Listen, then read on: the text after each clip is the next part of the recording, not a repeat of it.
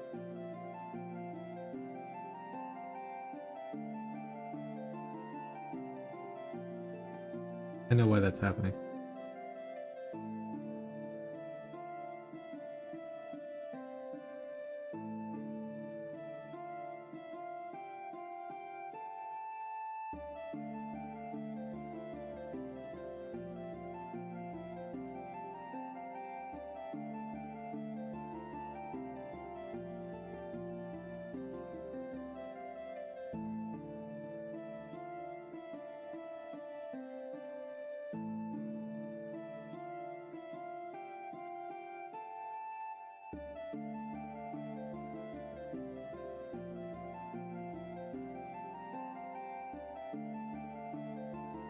Oh.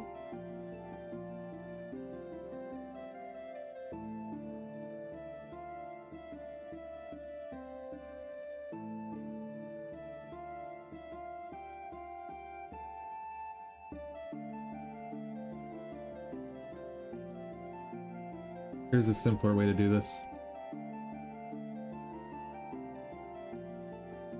Okay. Copy, paste.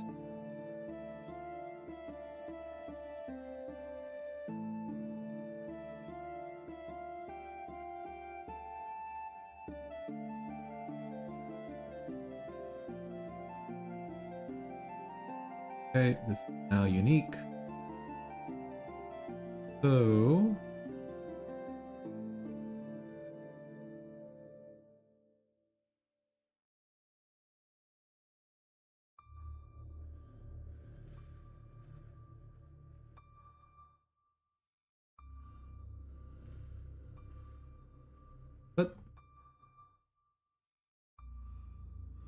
but I made you unique.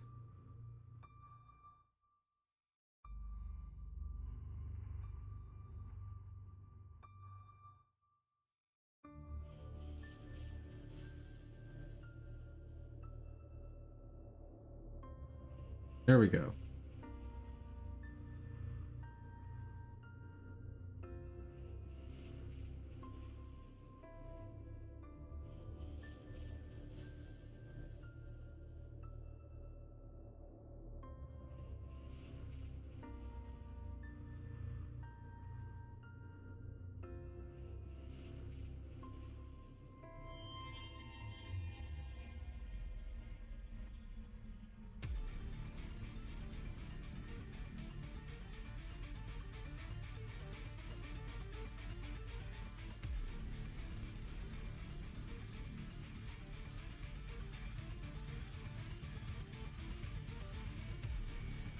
If I've done this right,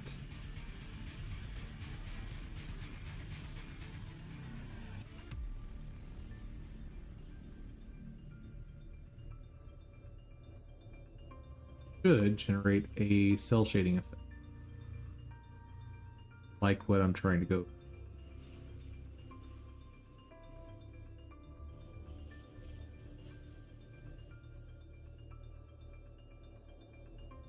One, 5, that's 2. And I need to move it down ever so slightly. That's not down.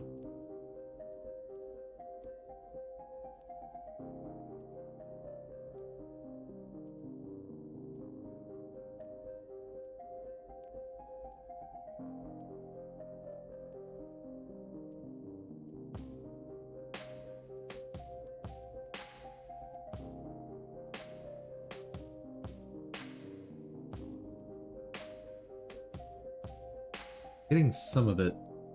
Clearly I need it to be more pronounced.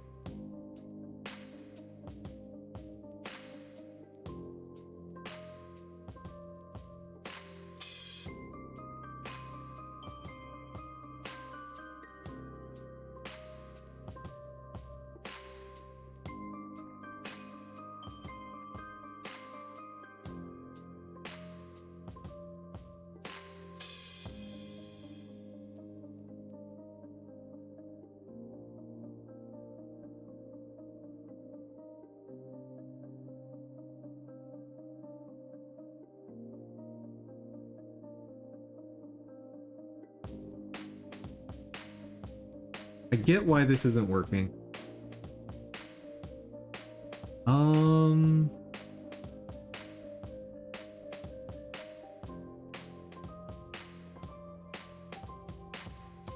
Actually, check something.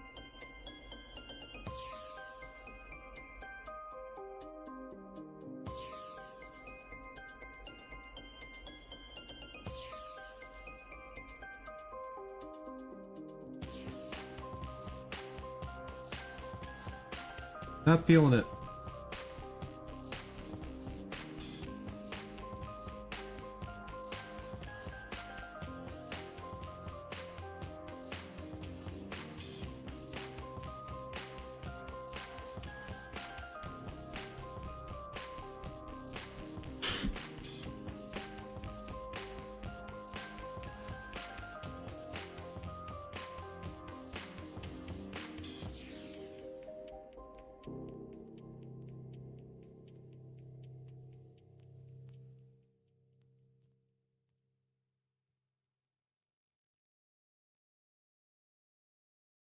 Shader.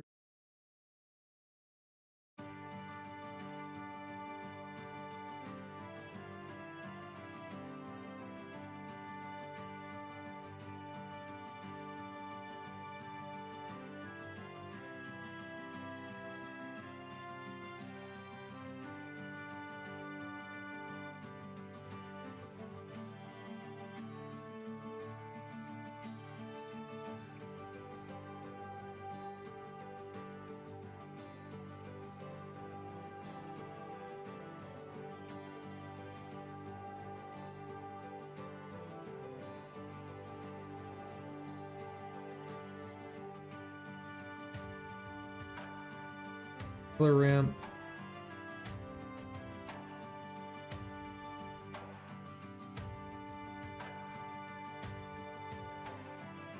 MIT, not my favorite, but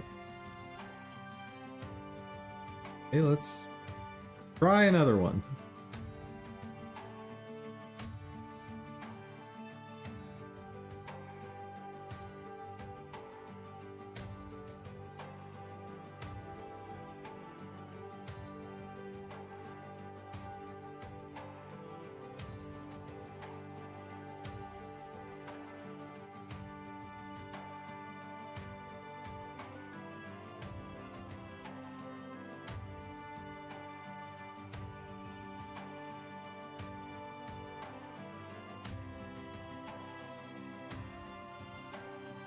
Well, it's not complaining yet.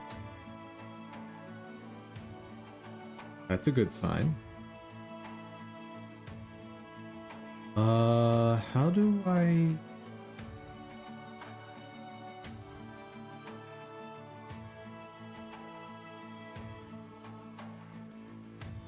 How do I provide it with my base texture?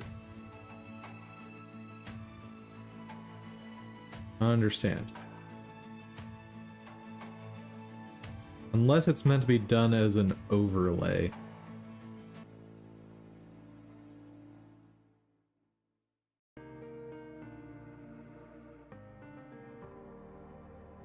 Nope.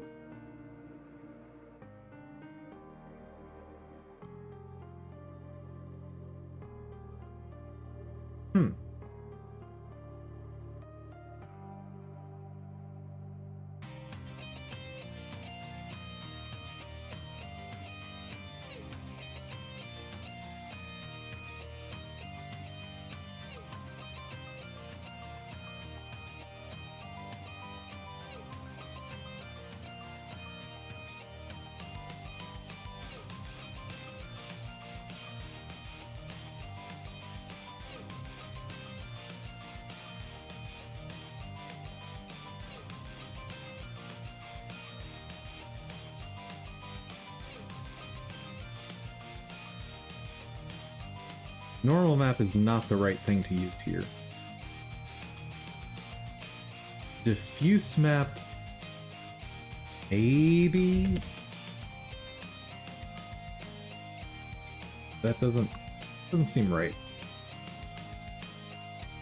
Oh, maybe it is. Interesting.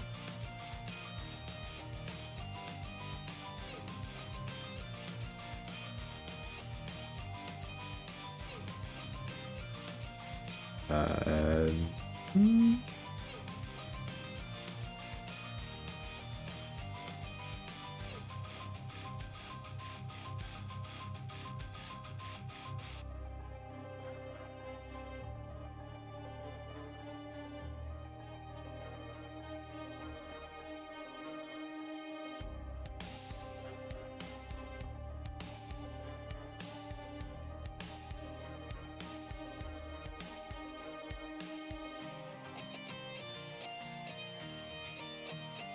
How I do?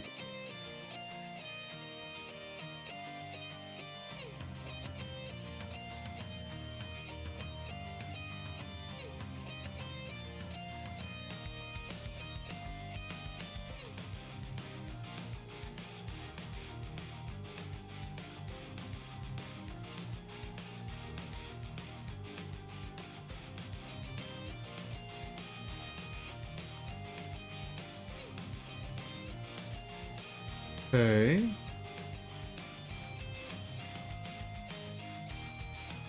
Slightly more promising.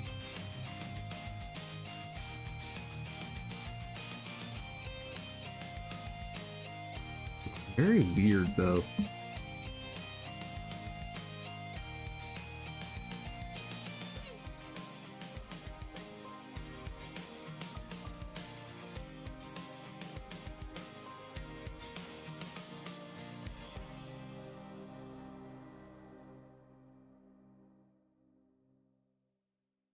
Hmm.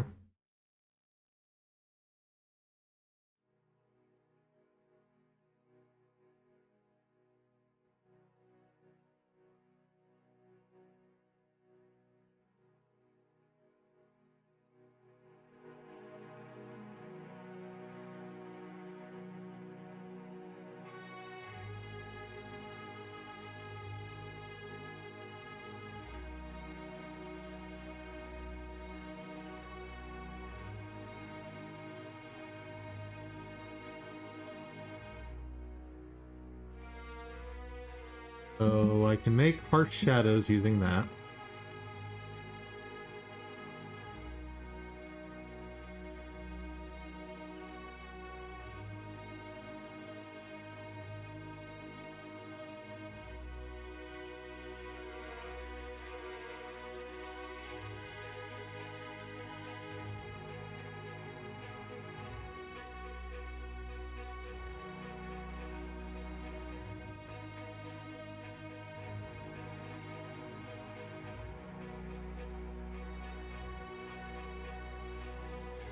Still, what's going on over here? Like, what?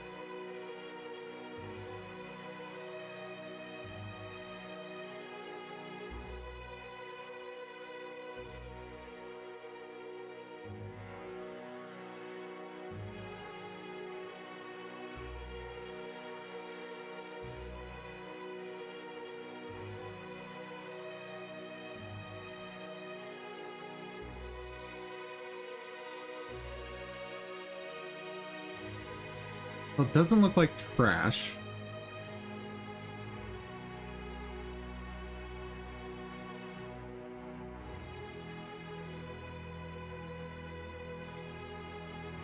Now, how do I get the reduced frame rate out of this? Is there some reasonable way to do that?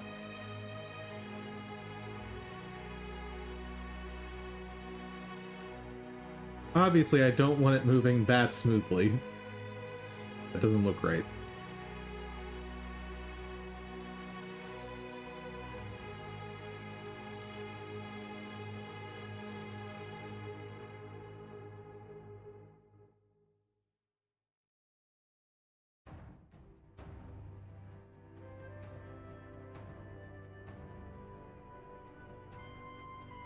Like, shadows I can tweak.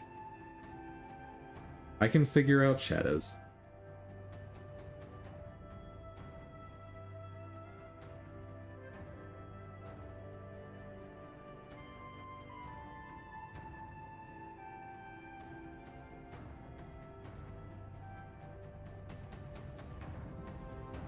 Some of this, though...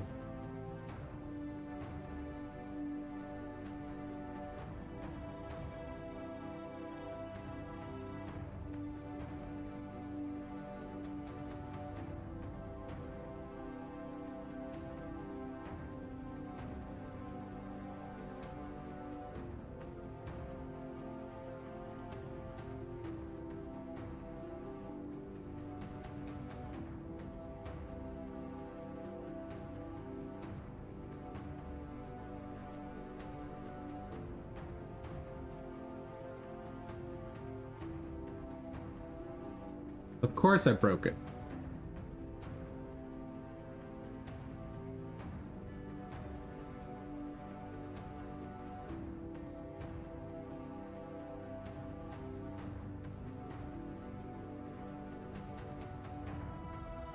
Any sense? Wait.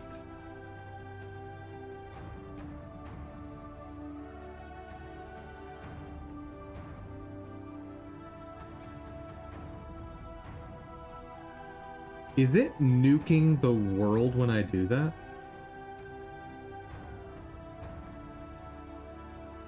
I think it is.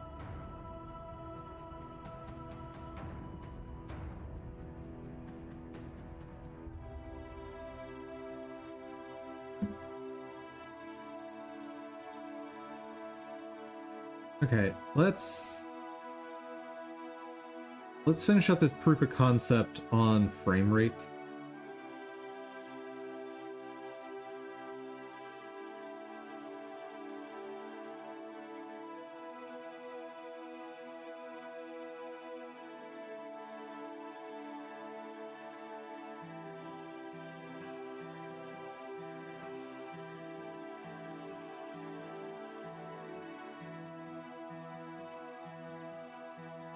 So, an option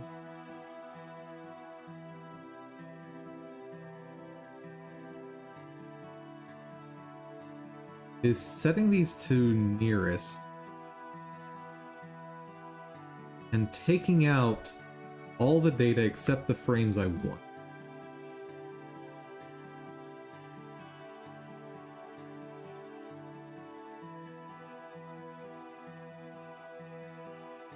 Like, I'm just gonna make a garbage animation here just to show what I'm talking about.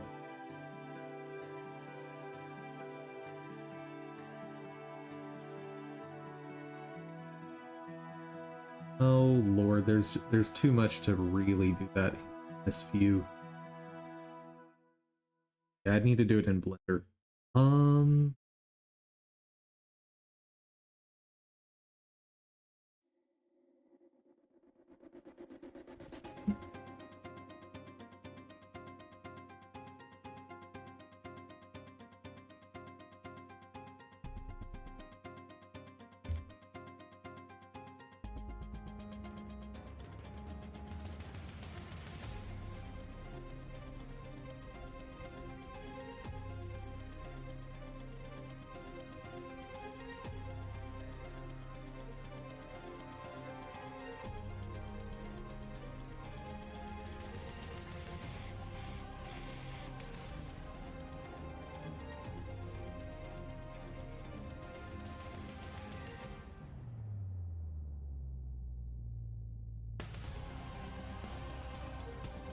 Theory, if I do something like this,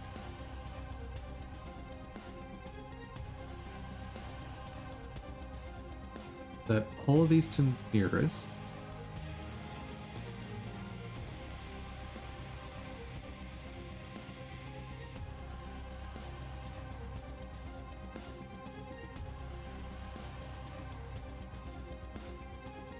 just ignore half of the model.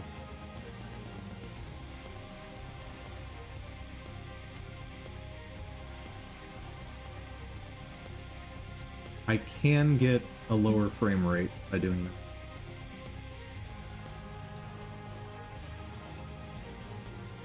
Huh.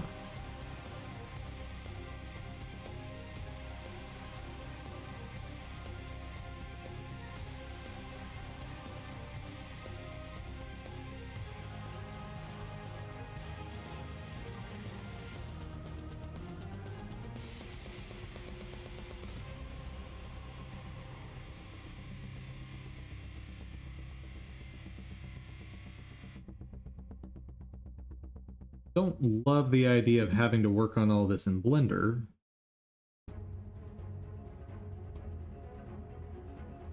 A way to accomplish something here.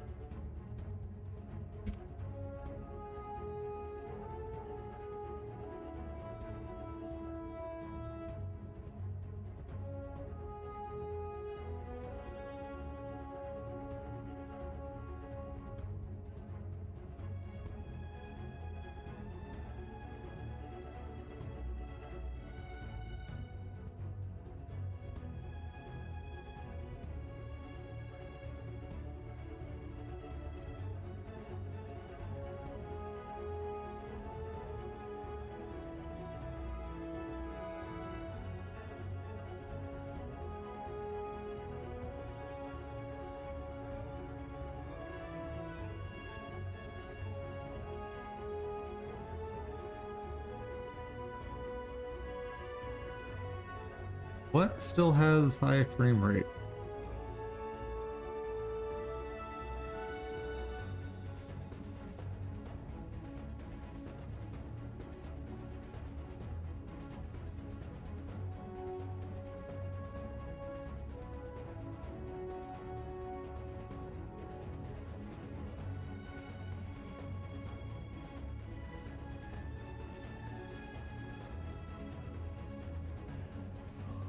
Now, obviously, I could do a lot better than this.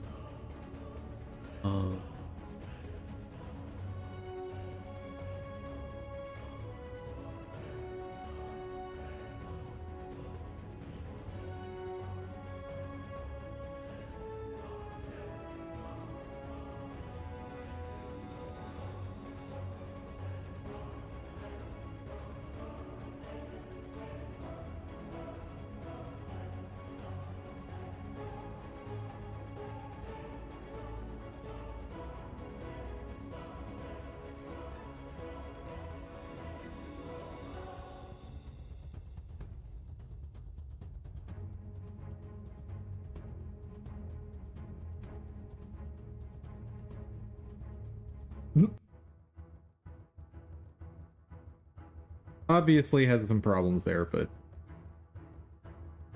as a proof of concept, this tells me I can do the thing I'm thinking of.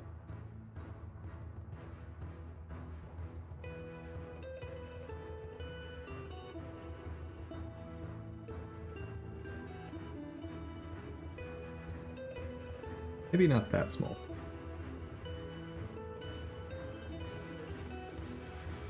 There. That is similar.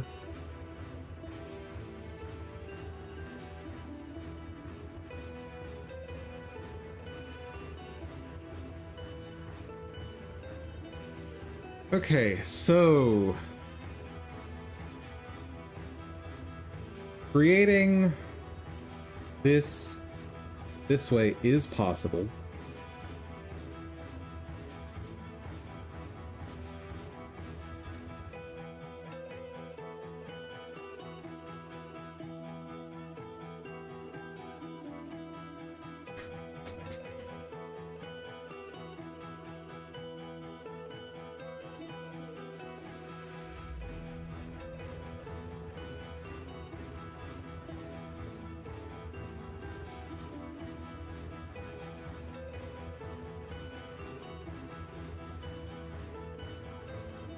If I get rid of those, does it break my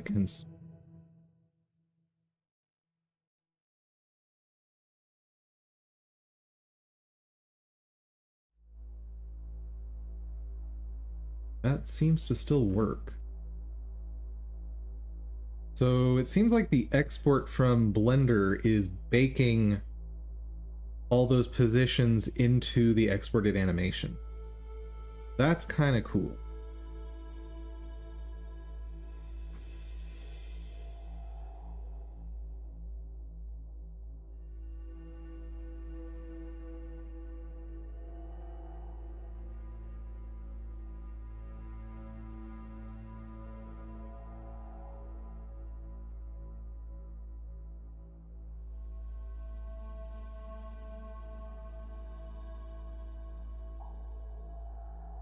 Is I gotta redo all of this lighting nonsense.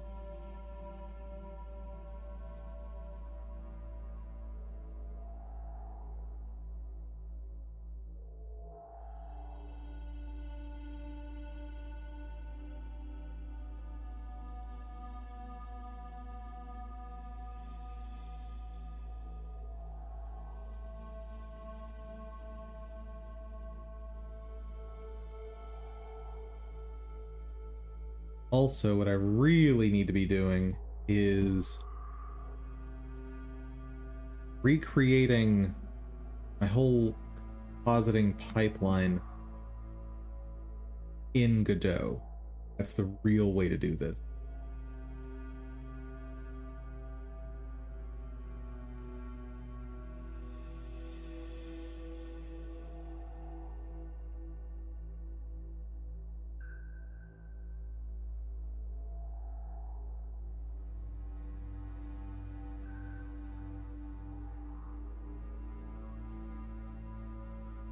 Compositor.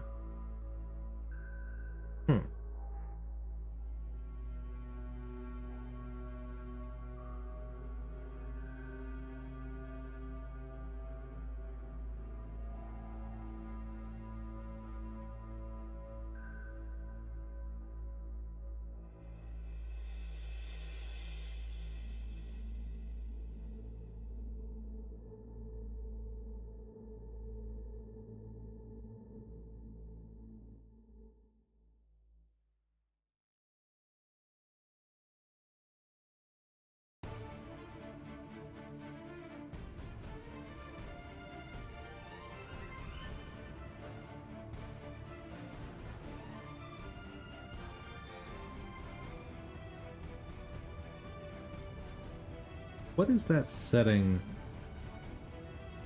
that I use over here?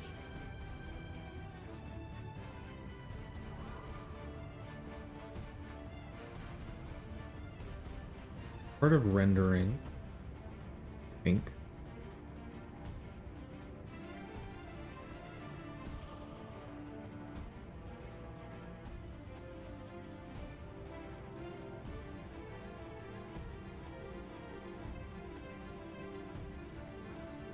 Because the freestyle here is really nice.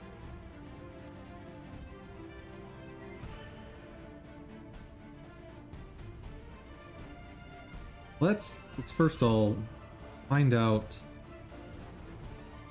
what is compositor like over here. What does this mean? Right?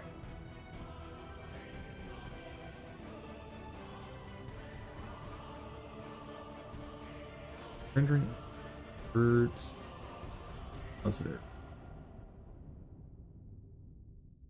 Huh?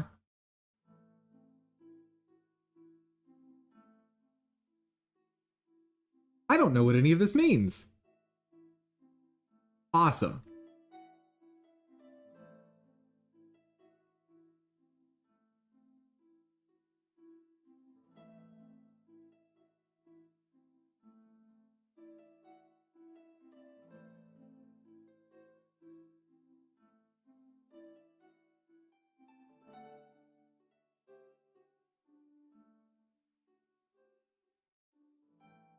Tone map.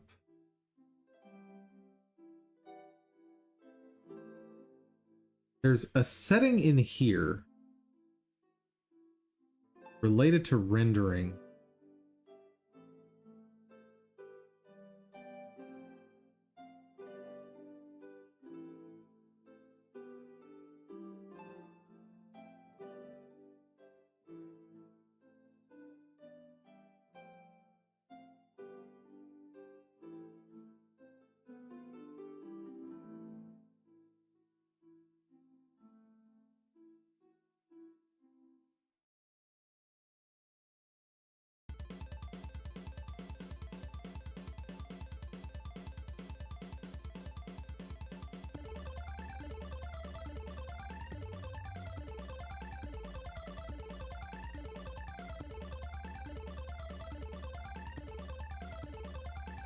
Filter size on the film, I think, is part of it.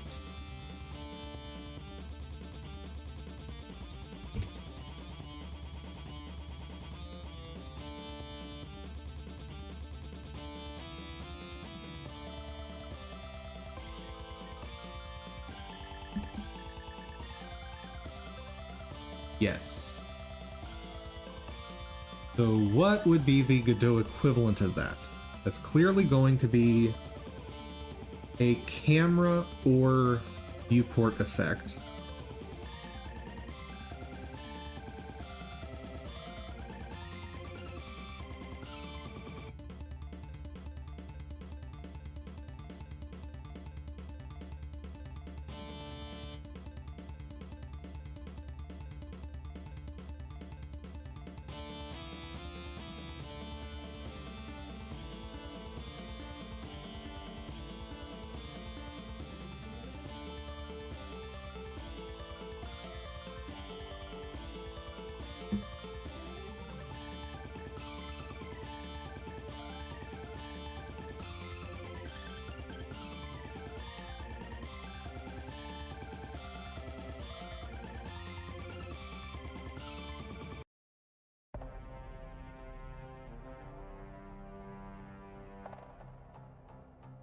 Doesn't size.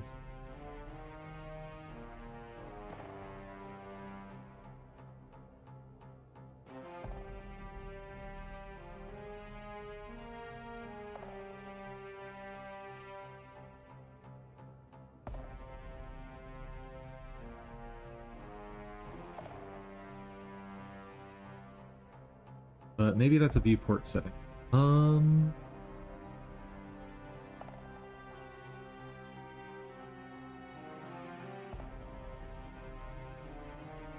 Heck is that?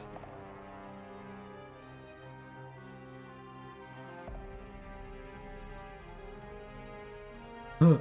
All right.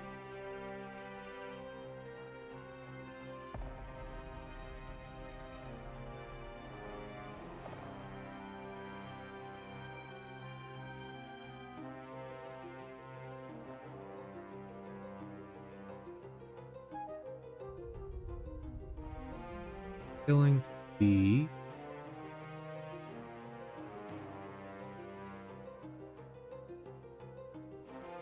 okay, that looks weird.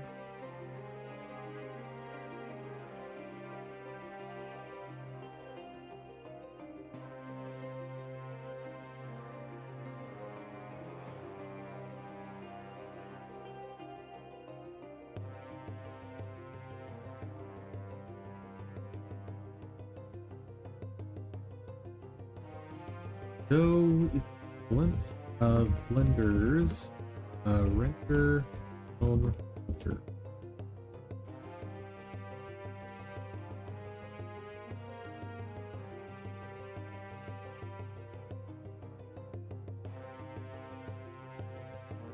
Here Godot's built-in placing.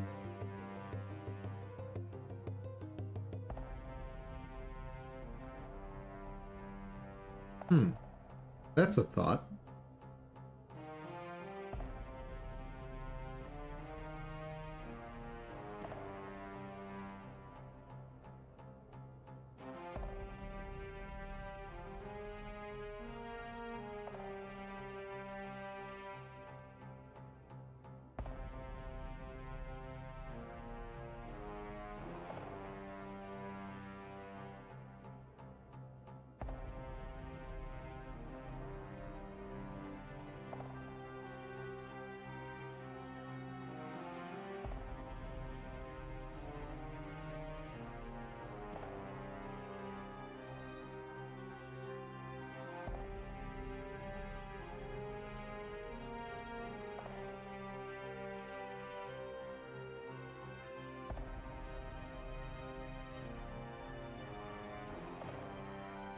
See, are there any humans who've been talking about this?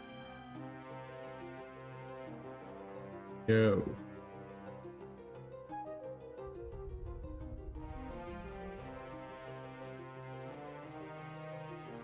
All right.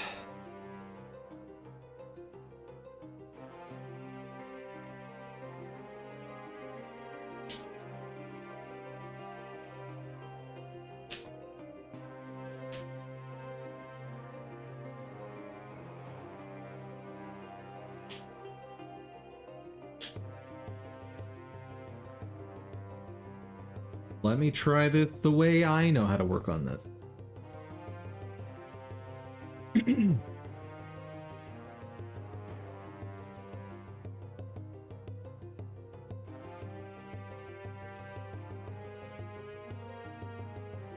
I don't know how to do this. Never mind. What am I thinking? Hmm.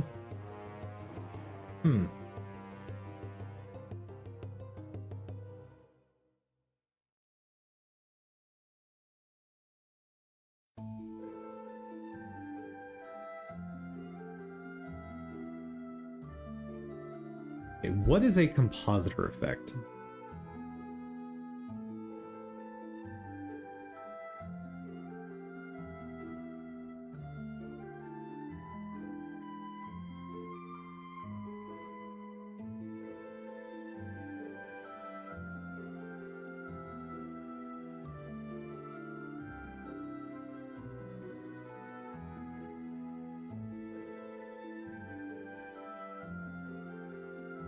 Make a new script.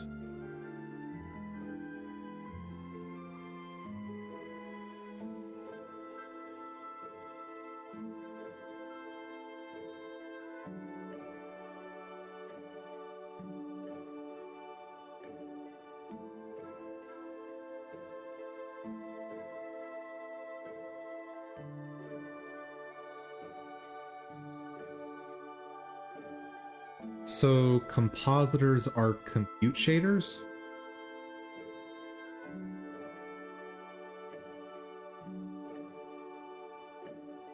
Huh?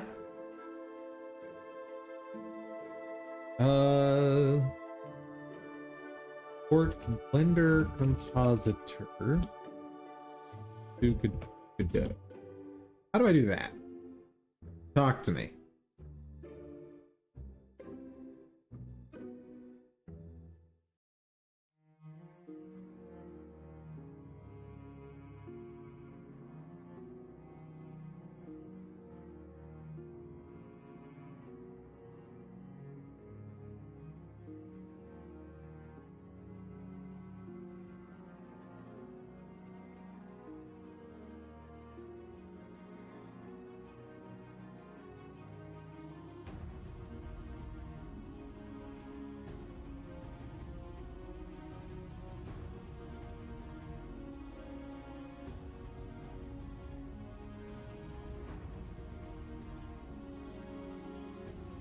I don't know what I want to do here, guys. Like, I clearly can't recreate things one-to-one.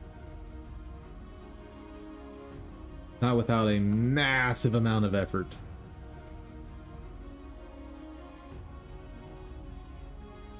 Like, even creating the soft lighting effect isn't working the way I want it to.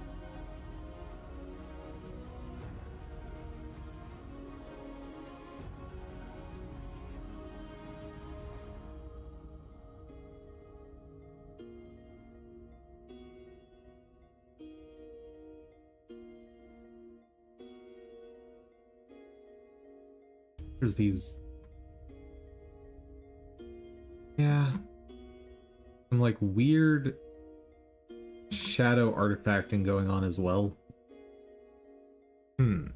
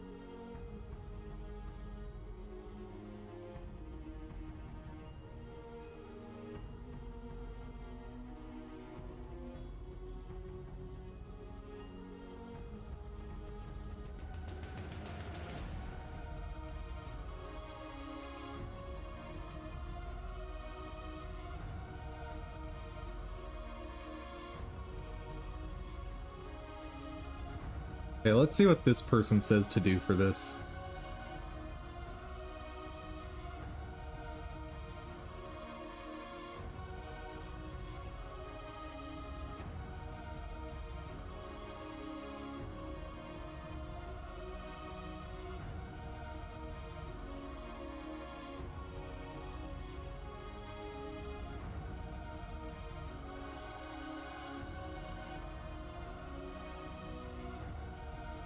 Okay, using a shader makes sense.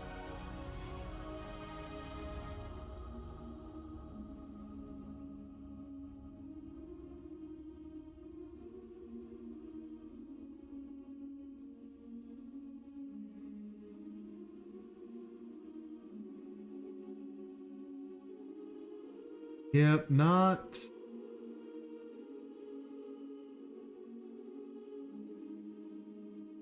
So, 3D, add contour line.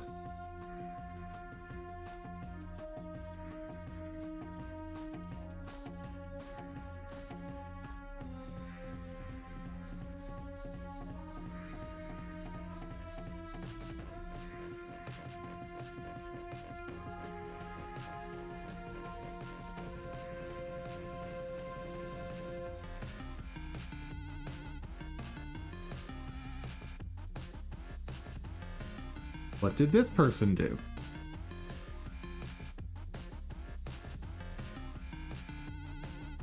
Okay, they're using a shader. You have a link to this shader. No.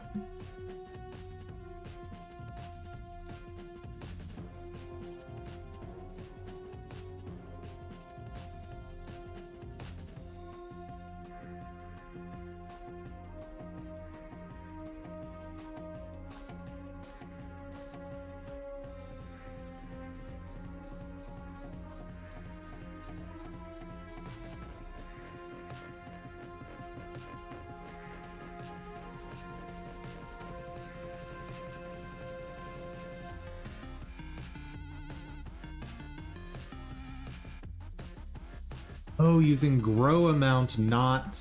Oh, that's what I did wrong before with my previous attempt at that.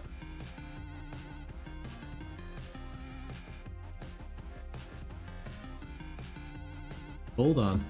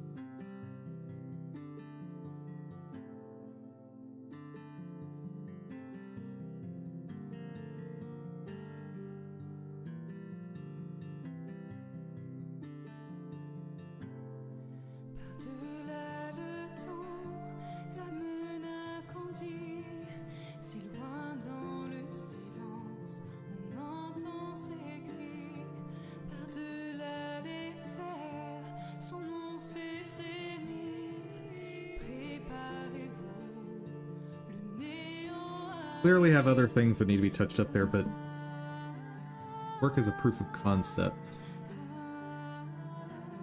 Bro.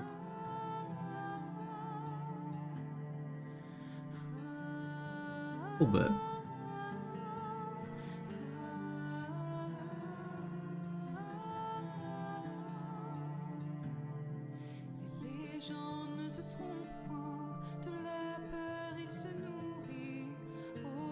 Full front.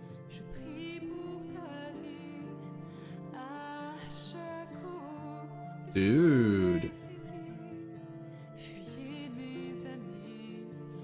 Got it kinda sorta doing something.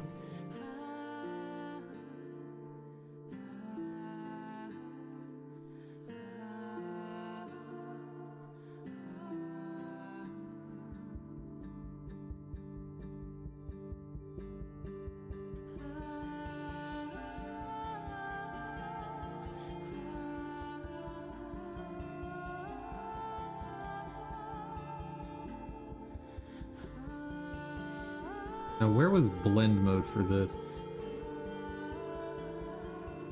I want... add? No, that's...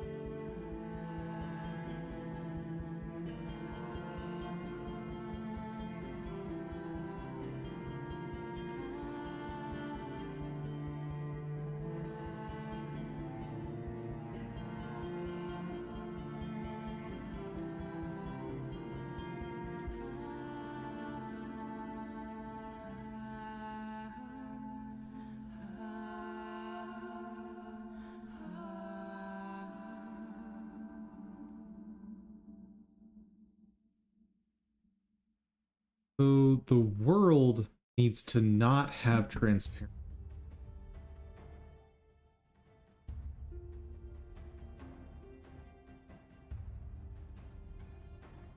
For what I'm trying to do.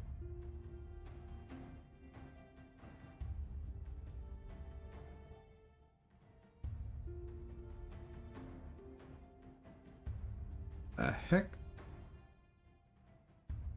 I have no idea what just happened there.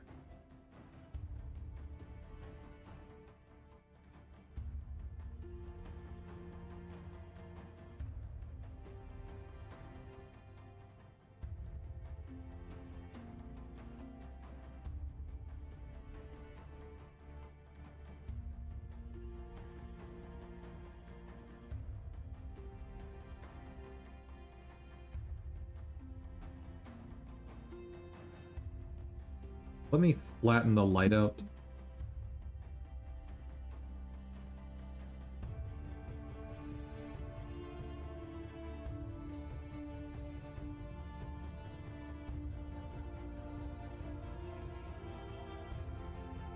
Huh?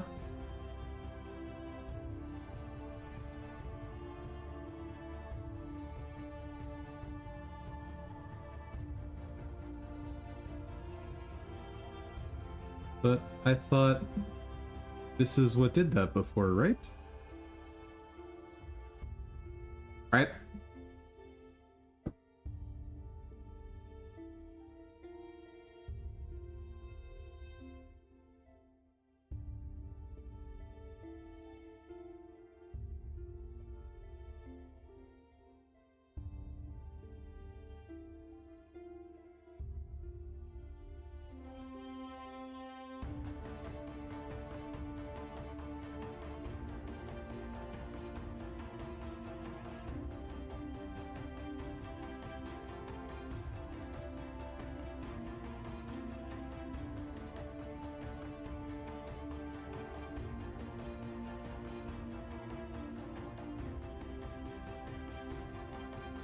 So thank you, Dave.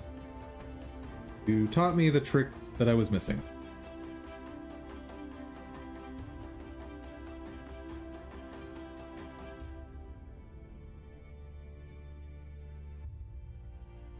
And come to think of it, what I actually want to do is put a grow on both of these.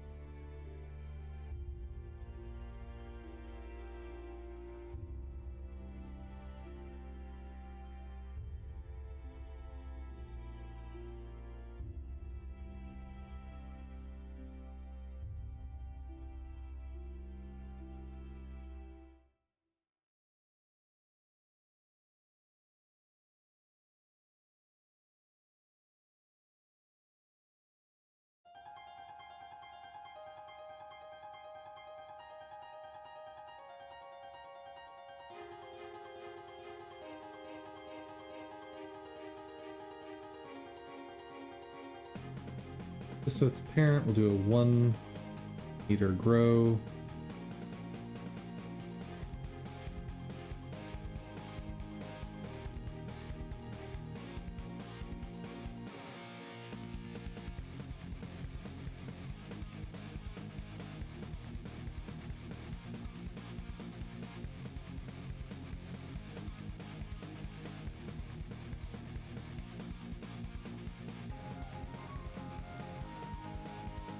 not having the effect I'm thinking it should have.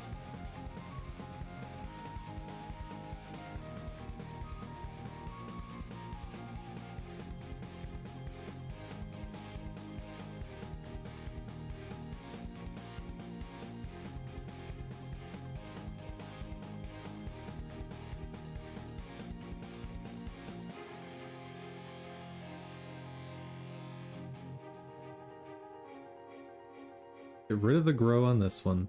Retry that.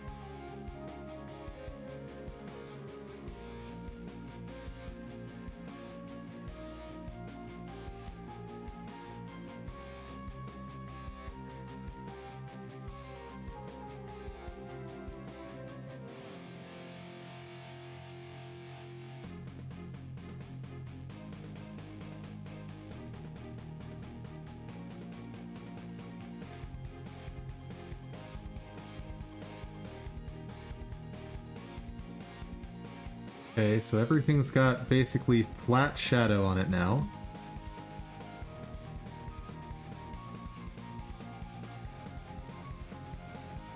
Now, how do I make it dark?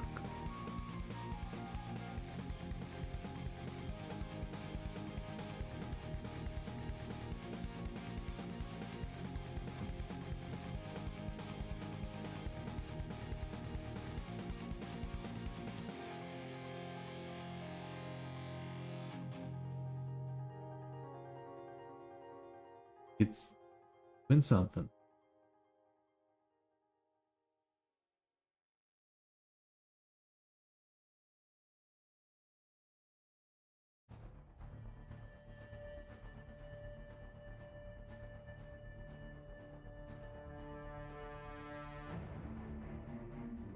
Not really the effect I want, though. I had that shader for heat.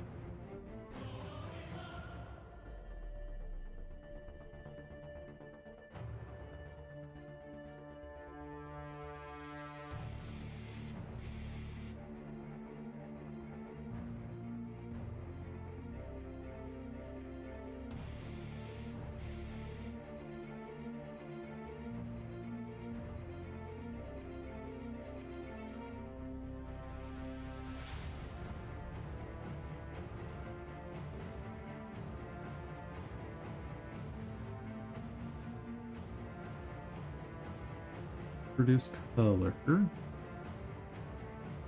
Pixelate. Okay.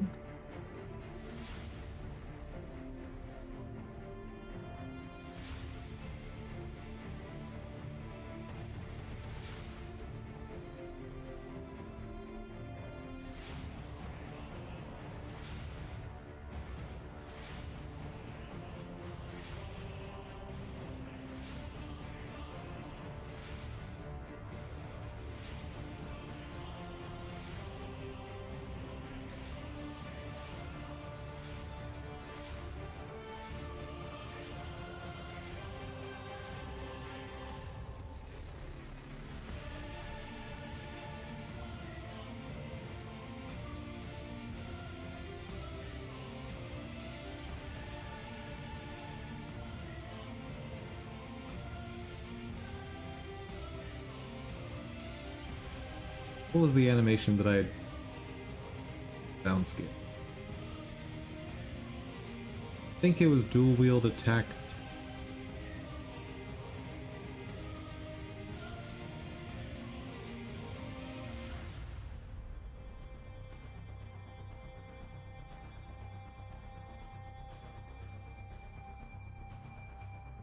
What's causing all that to solid acid?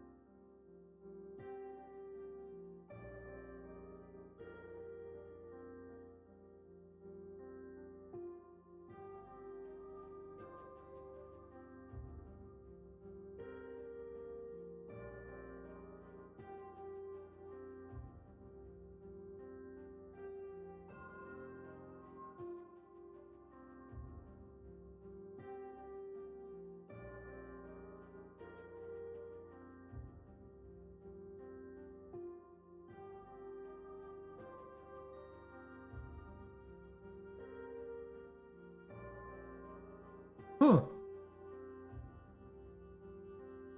It's not awful. What I'll say first of all, not awful.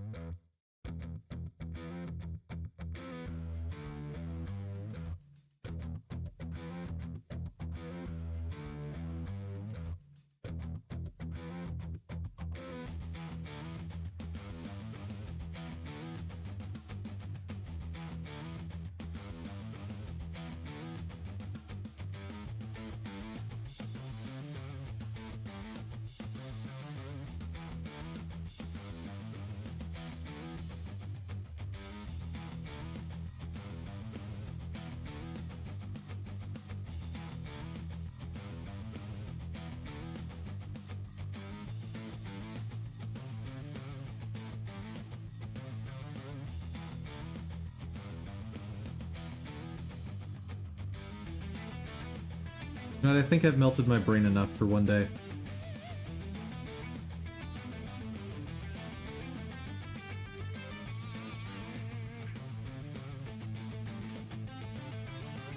And part of the issue here is I have no idea if this is actually leading somewhere.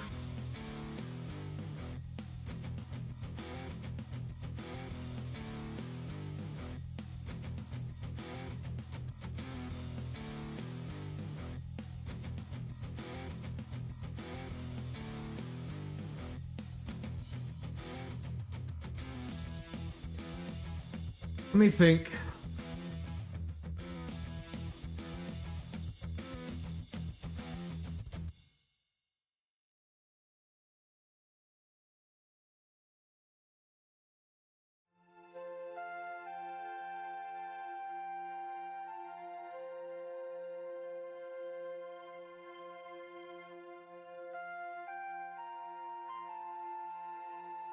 Like, I'm glad I've learned about 3D, or at least more about 3D.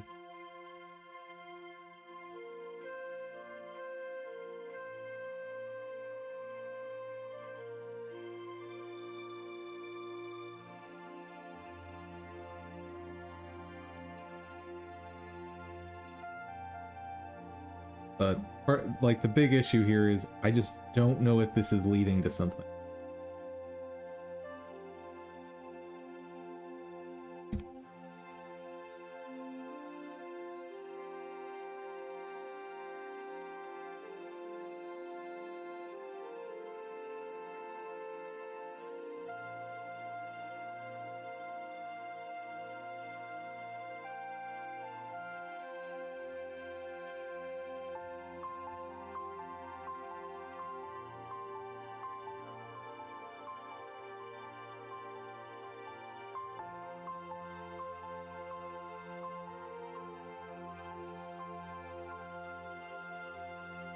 Go back to the old problem. Check that out again.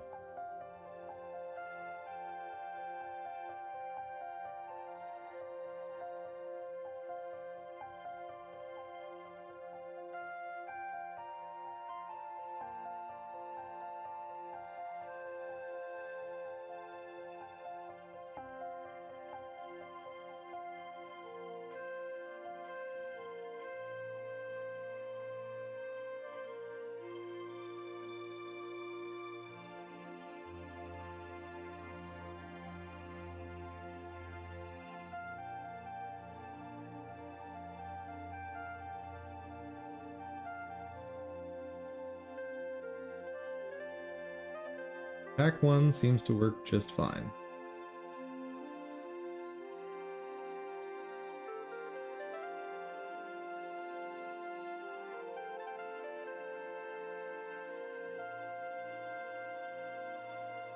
Not quite.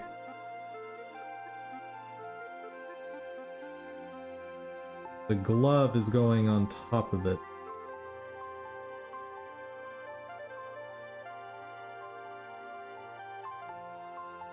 And if I move...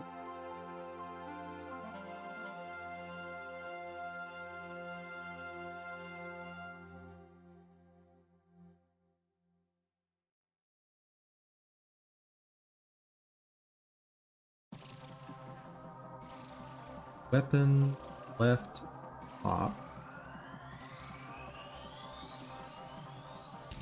This one...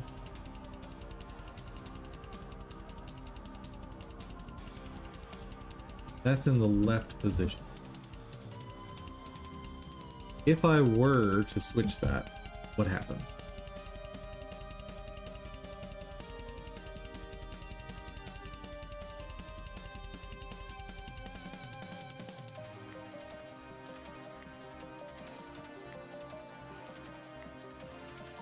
Wait.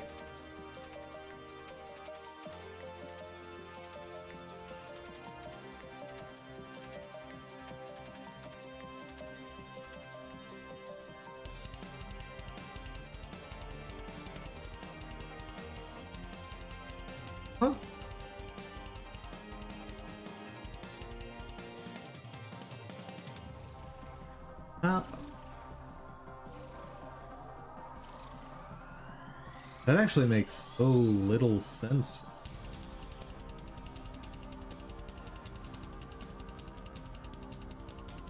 Wait.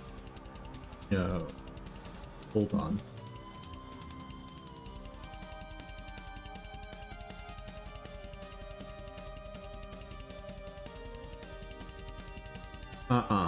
This had better not be the case.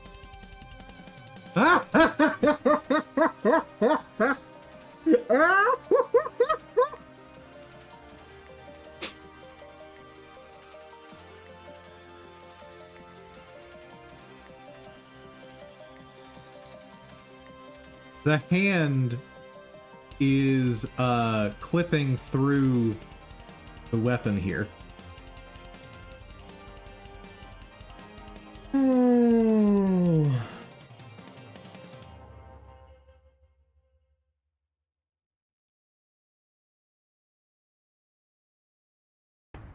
All right. Huh.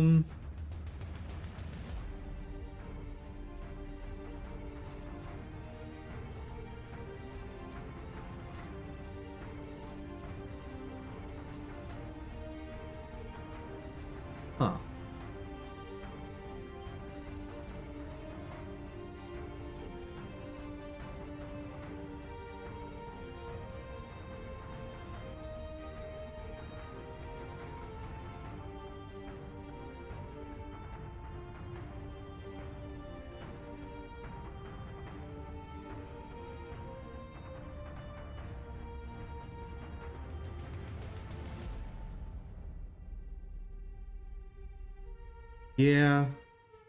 Kinda should have known that was gonna happen at some point.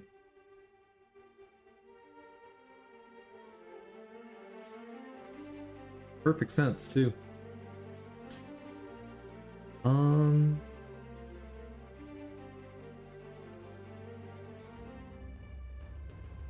Hmm.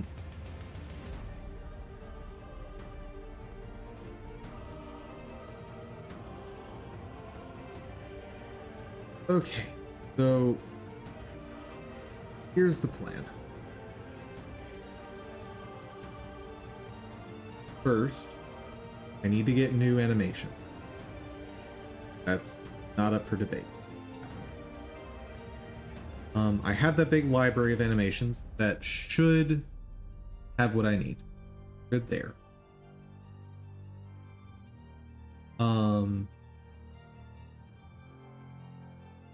And let's do a just full hog approach of split everything up into all of the potential layers.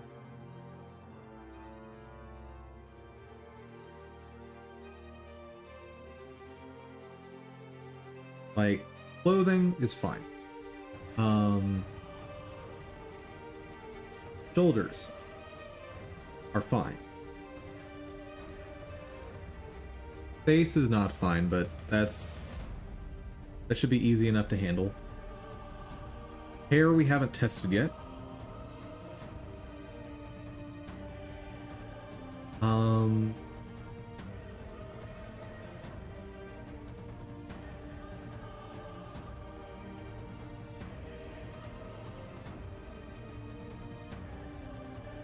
Weapons are already broken up into all the layers they need to be. Gloves can be broken up. And legs, luckily, do not need to be broken. Because I'm never going to allow there to be an animation where, like, a weapon is placed between the legs for some reason. Like, I've already split this into a bajillion layers. What's one more at this point, right?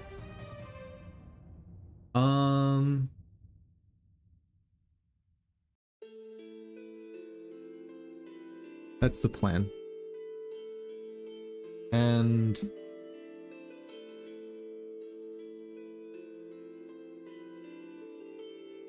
in order to prepare for that, I'm going to need to do a whole bunch of renders off stream. I can do that. We're going back to the old way of doing renders, though. Not want this file. Not need this right now. Okay.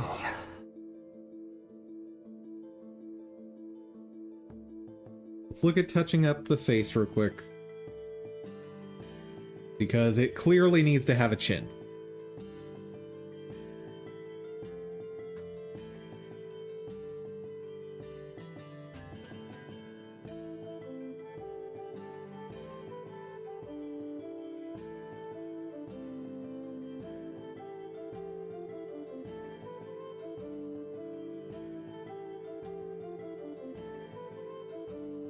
And I might actually recreate the face from scratch using this.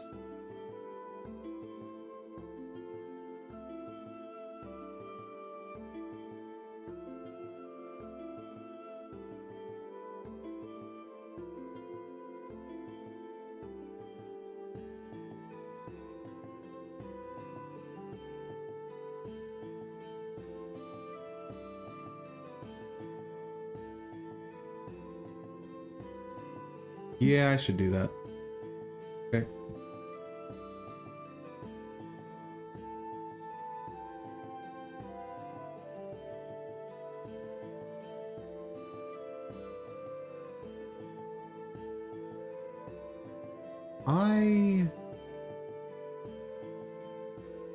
A hotkey.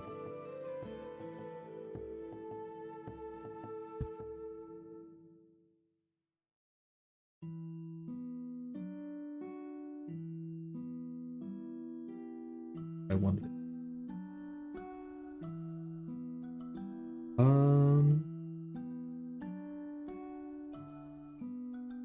Blender, merge. What is that hack? Control J. Ah, yes.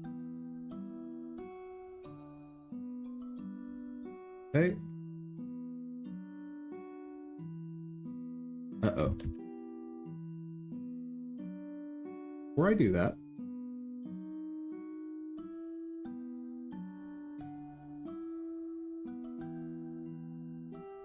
let's duplicate that one.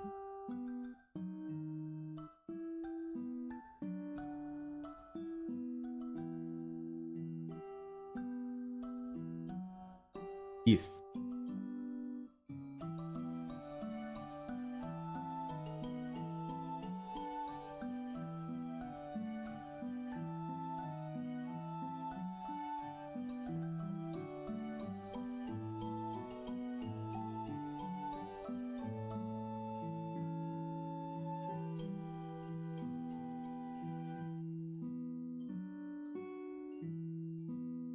Merge by distance. Right. Then take that. Gonna take that. And then we're gonna sew that hole shut. I should have done ages ago.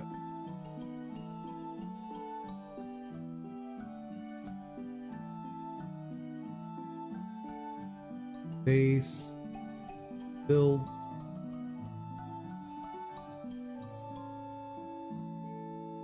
That should be good enough. And just in case, let's do the same up here.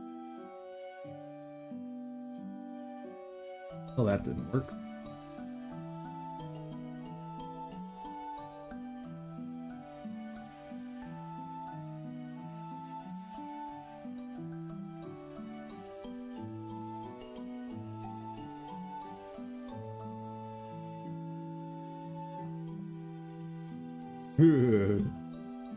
Well, that's horrifying.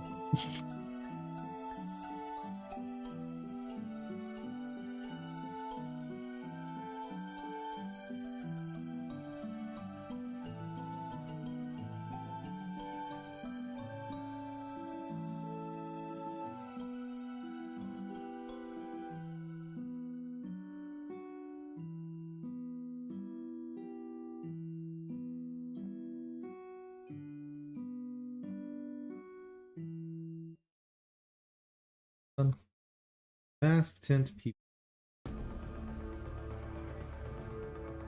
Oh.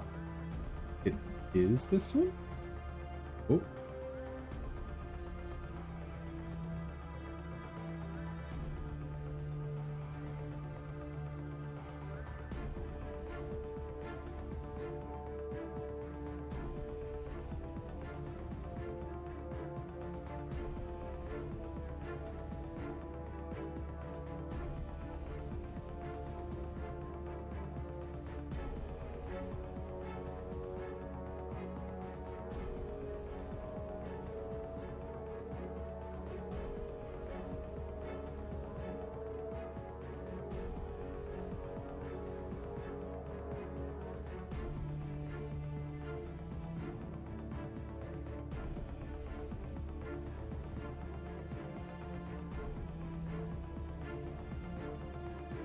Already a little better. Hate it. Like so.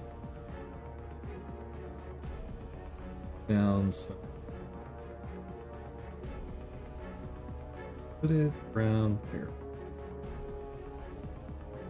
Okay.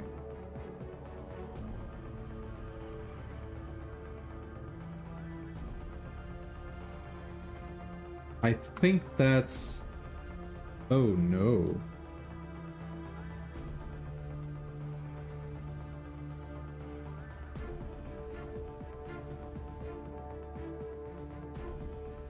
Huh.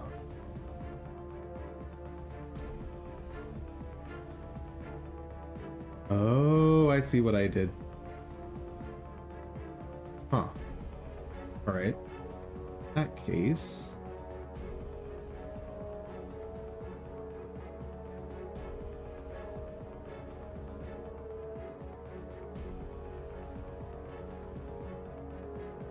Like, these shouldn't be showing up basically at all anyway. So the point here is just,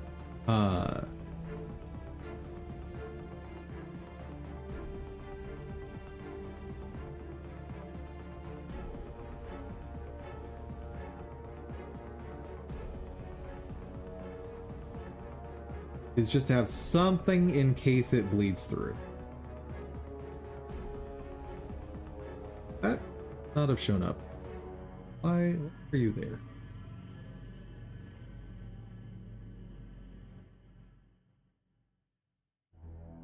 Huh? Right.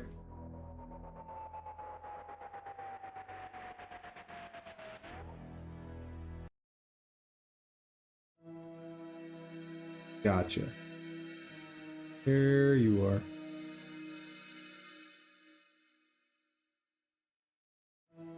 Boop. All fixed up. Okay. Base is now ready.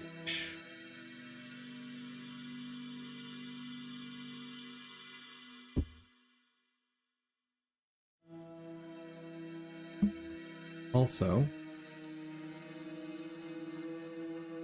since we're not doing these, I can take those out for now to speed things up just that little bit more.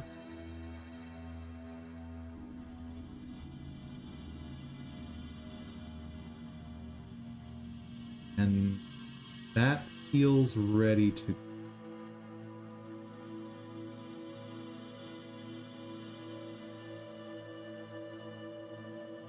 Right, there was...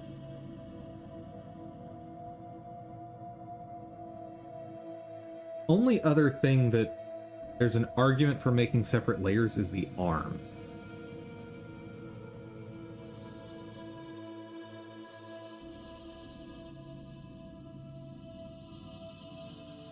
But theoretically, this piece should remove the need to do that.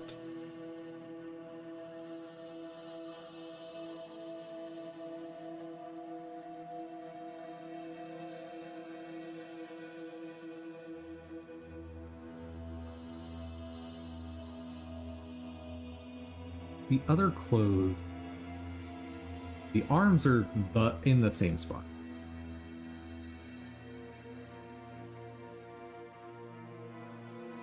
That one's slightly bulkier.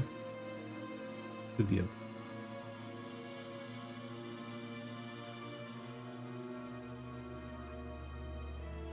Actually, it's slightly in the wrong position.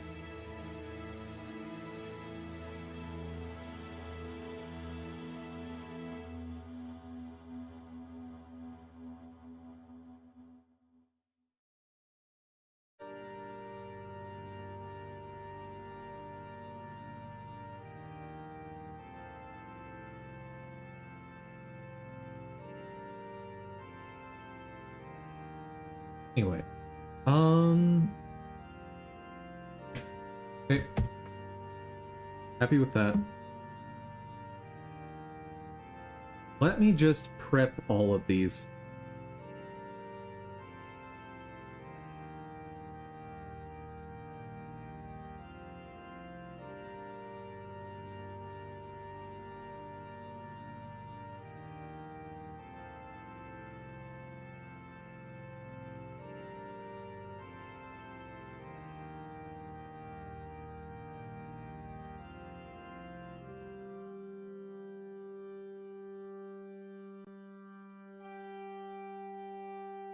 And I need to close this interfere.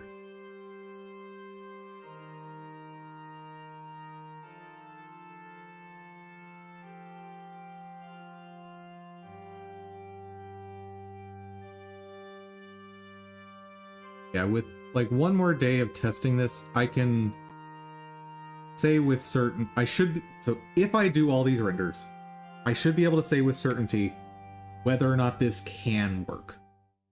That's the simple answer there. Like, I keep running into these small problems, and maybe it's the case that the problems are literally endless.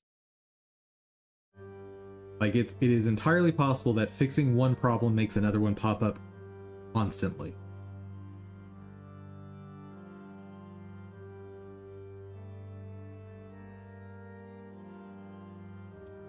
Got faces.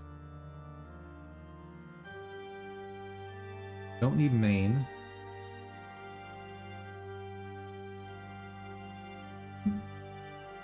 How many files do I don't have hair open?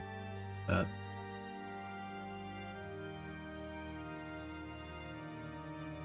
One, two, three, five. Double counted that, so 7, 8. Uh-oh. What do I have multiple of? Clothes, gloves, shields, hat, helm, shoulders, hair accessory. Maybe I miscounted. 1, 2, 3, 4, skip, 5, wait. 1, 2, 3, 4, 5, 6, 7, 8.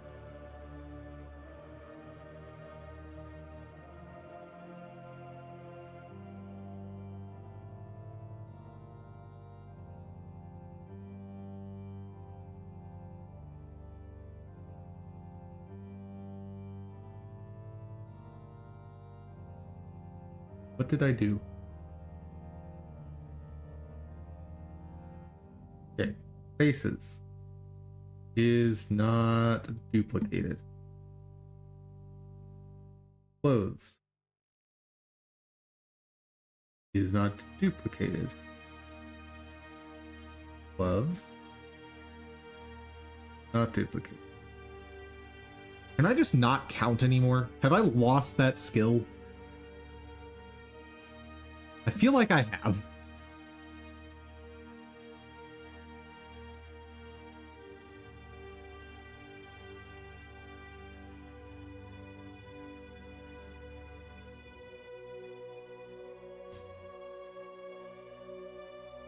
Field, duplicated. At hell. Weapon, hair accessory, shoulder. What am I doing wrong? Why can't I count? What happened? Okay, so we've got faces. We do not have faces. That's why I'm... There we go. That's why I was confused. Blah! I hate that when you save a file, even though it's the newest if you sort by date, the moment it saves, Windows says, oh, let me just move that to the bottom. Blarg. Alright. Now.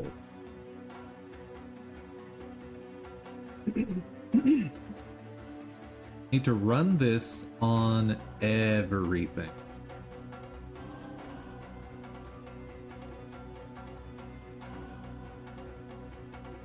Static offset as well. Like, we're just gonna do all the optimization right now as well. So, faces. Scripting. Boop. And run it.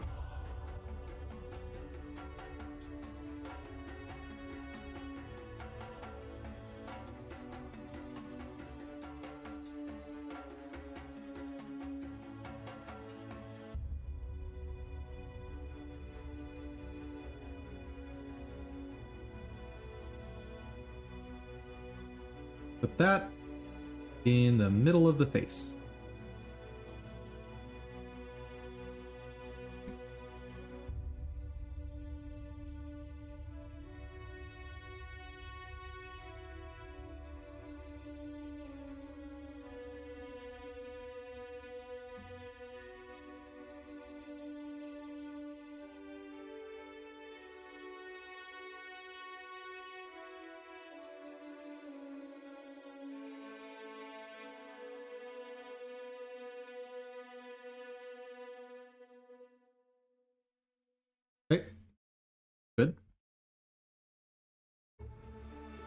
What else do we want to do with face? I think face is probably fine. I did limit that, right? Yes. Face and neck, nothing else. Awesome.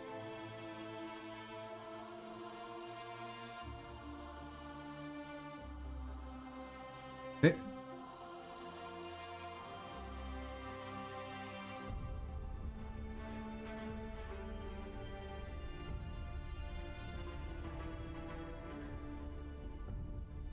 Face is good. Now for hair, that same thing.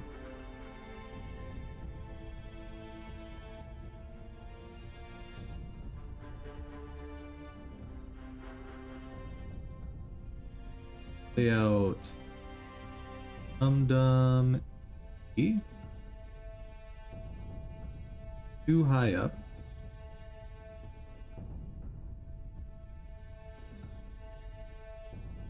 The exact positioning is not super relevant. Just so long as it's around the center of the thing we're rendering, should be okay.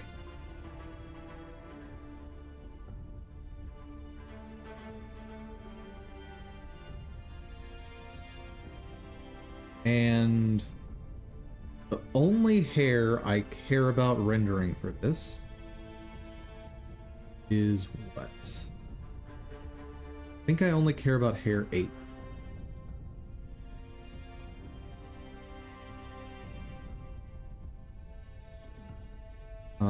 Like hair 7 has the same problems, but hair 8 makes it most obvious. Okay. Or which is that. I'm gonna just cheat a little bit here.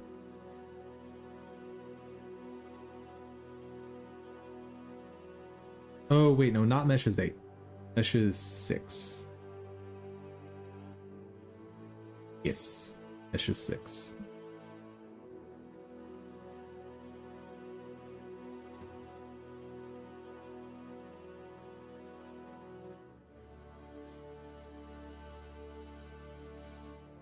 Or mesh is 6, hair 6. Okay.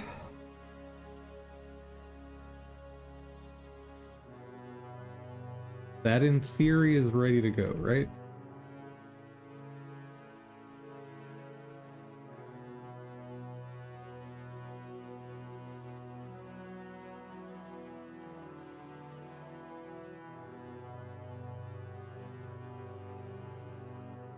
Yep. It understands top and bottom, right?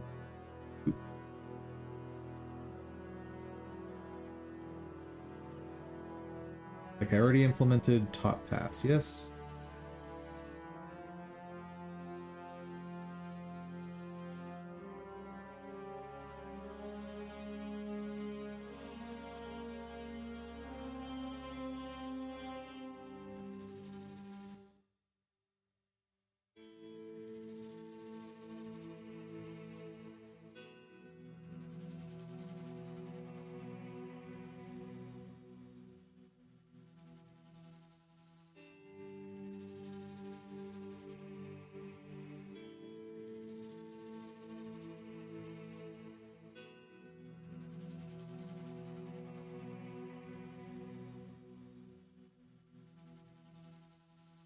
Hold out.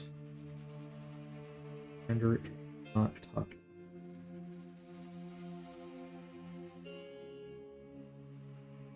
Or if we are top pass, I should.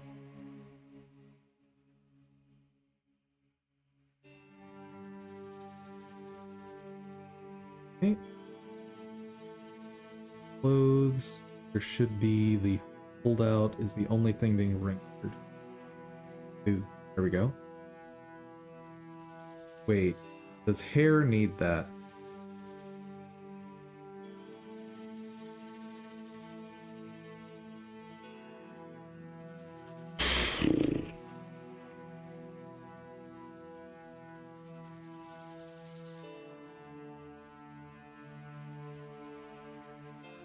Maybe. The place where it most prominently shows up is bow attack 3.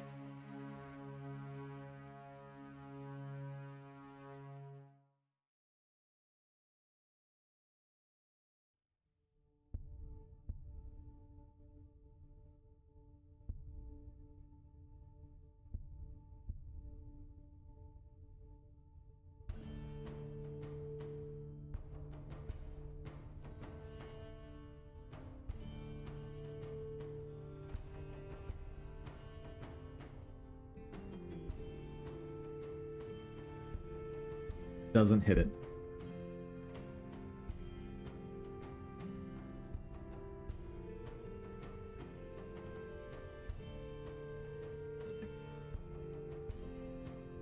It gets mighty close.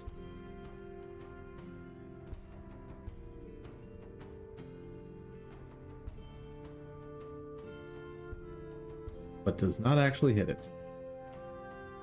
Oh, unless I'm cheating. Am I cheating?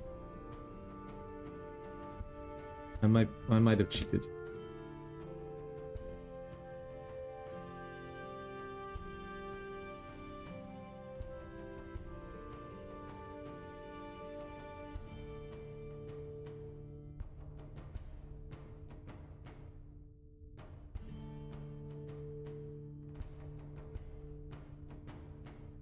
Okay, we're safe. It's always possible to break out the arms into their own layers.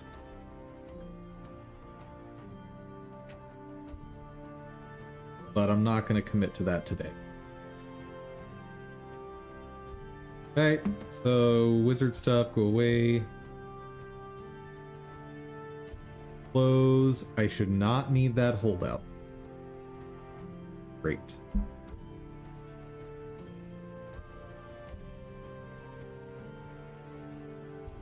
Alright.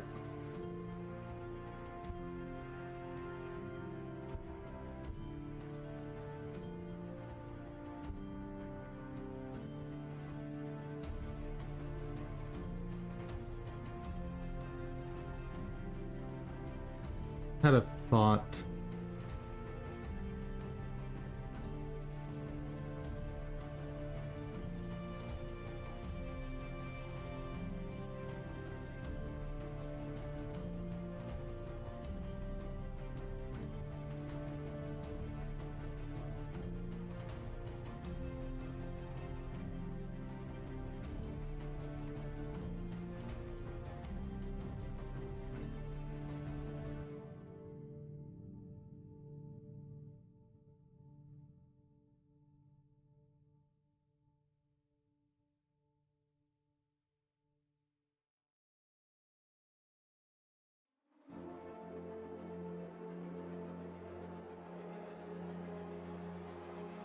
Let me see those shoulders.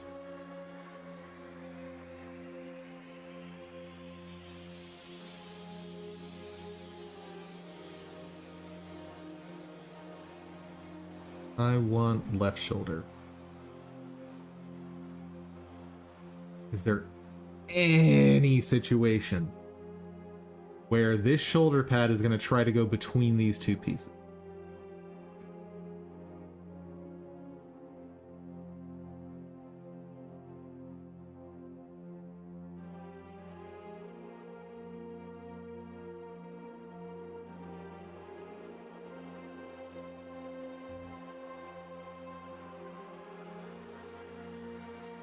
Does not look like.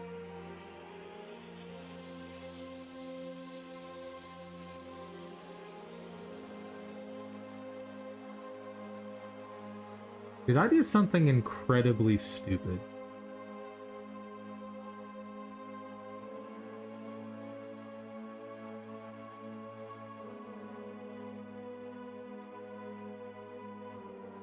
The whole reason I'm doing this is so I can have part of the hair below the collar, part of the hair above the collar.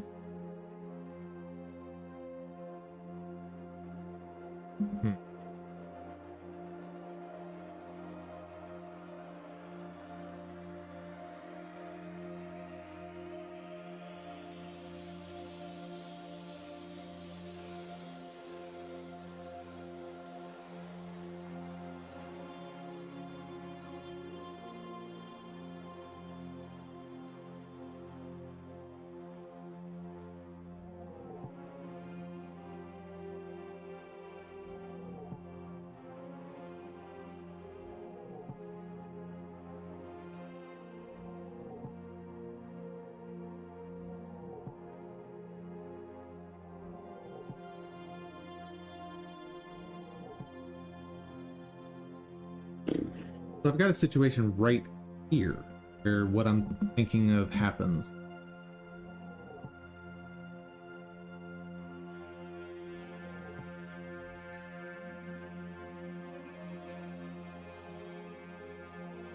Hold on. Something else is holding out.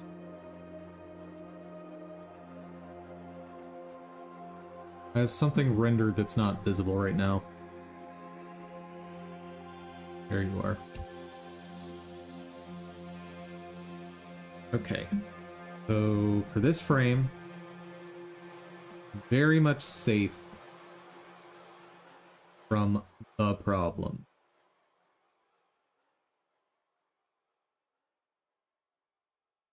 Then once I get down here, that hair's moved up enough, I don't have the problem.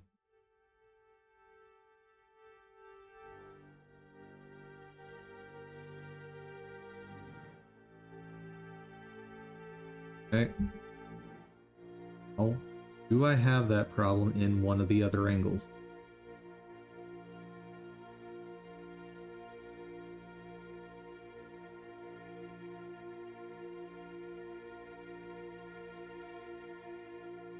Don't think so.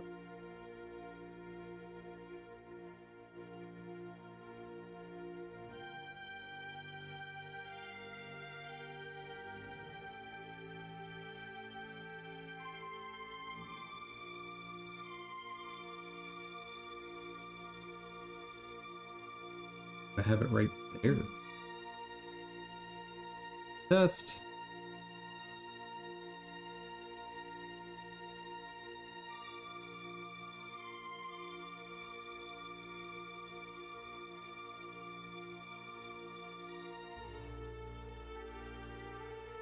nope.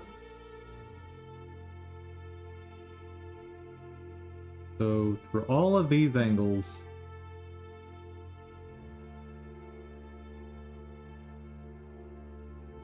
don't have that situation.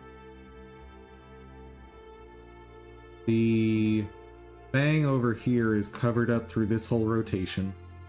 Till here, at which point it has cleared the collar. Nice.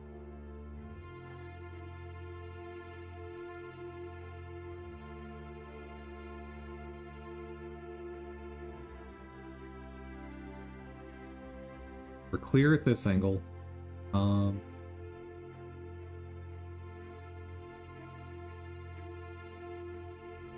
Yep.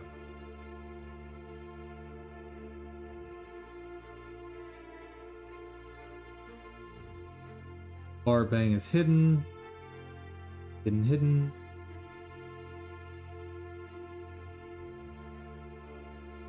Yeah, we're in the clear. Nice.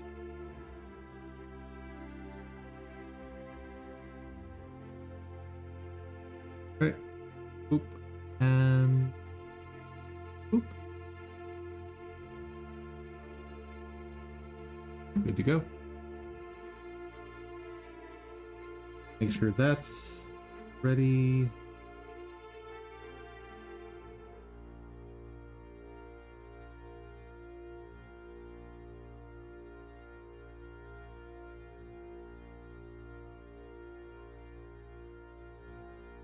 And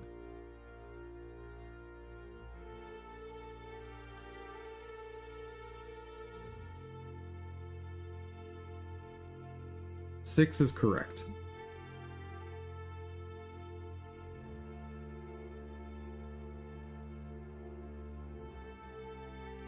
Got it.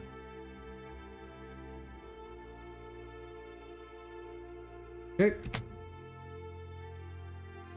And I did center it. Yes.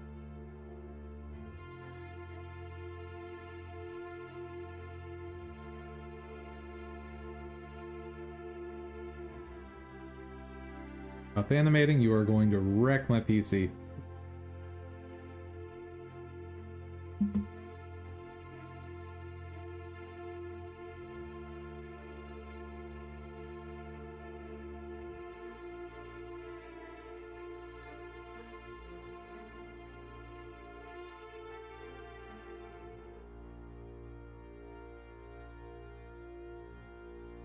This is shoulders. What was I doing in 5 here?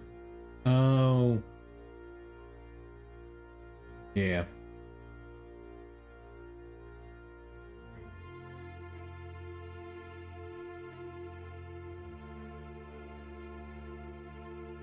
Alright. That ran good. For parents, that modification here.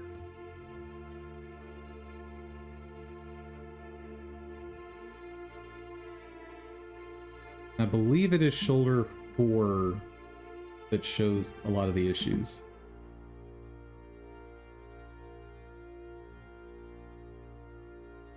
Yep. None of that's rendering. Good, good.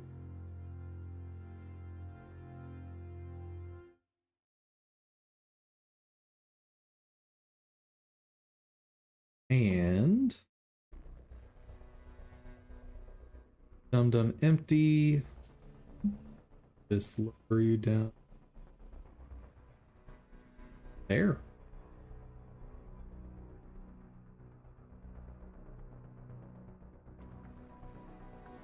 Okay. And meshes is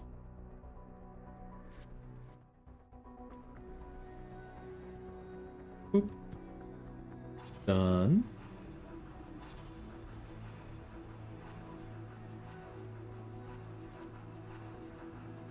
Ooh. Ooh, I put that in the wrong spot. There. Sure, it's doing some work it doesn't need to do, but it's fine.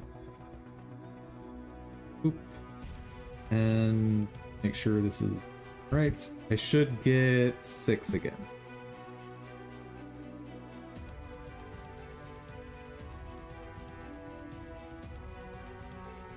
Booyah.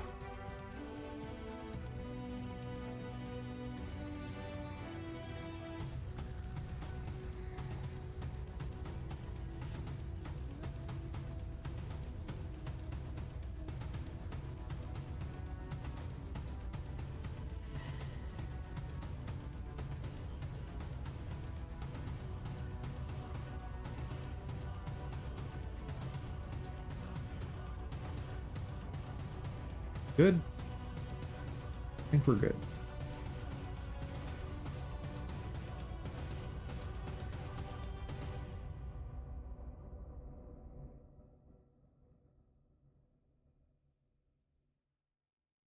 Okay.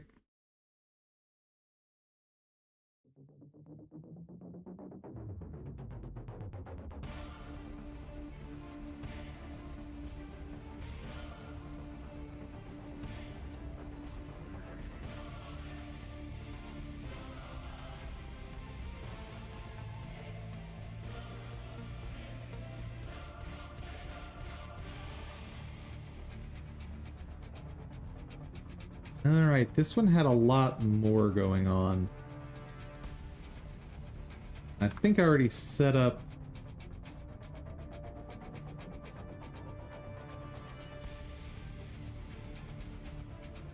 the empty position.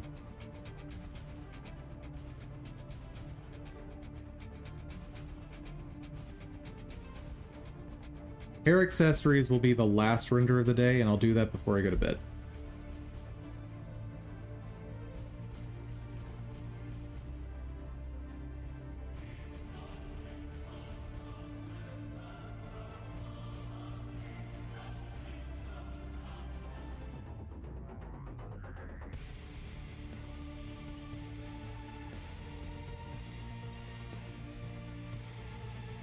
Ooh. Uh-oh. Uh-oh.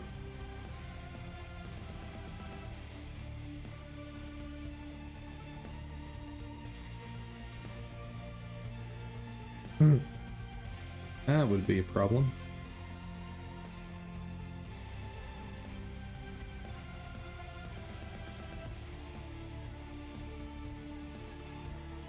Hair finished.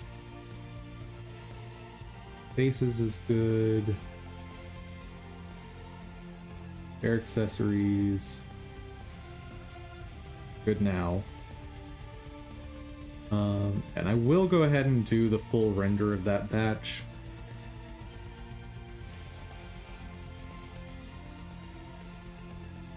But do need to take these out. That's a waste of time.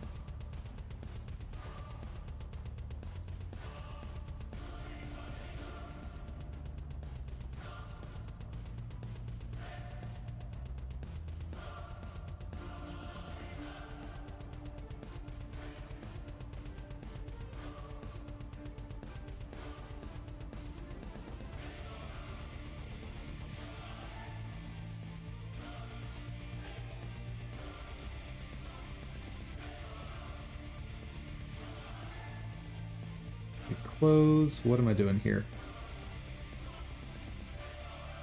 Primarily running the new script. Okay.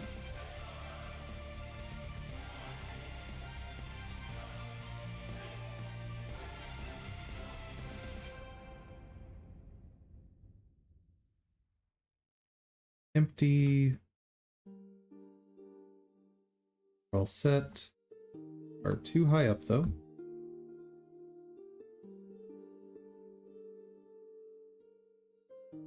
About midway.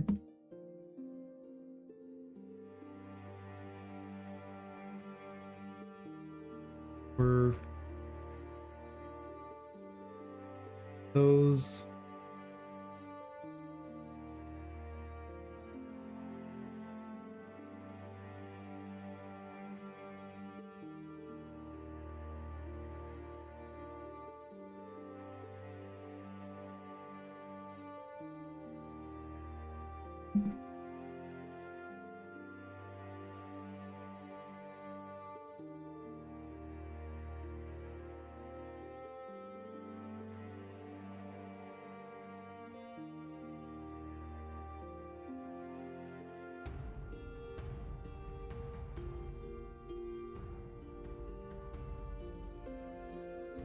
Six.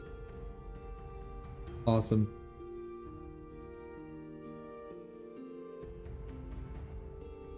Okay. Next. Weapons. Don't really want to work on weapons right this second. We're gonna just pretend that's not a thing just yet. Hat helm is much easier.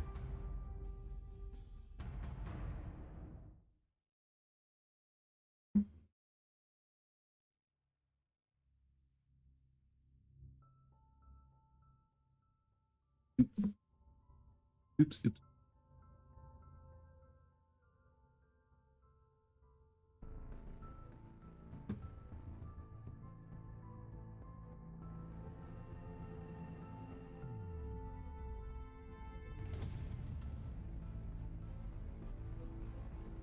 Probably outright. Yeah, good enough. Some of the helmets do go a little higher than that.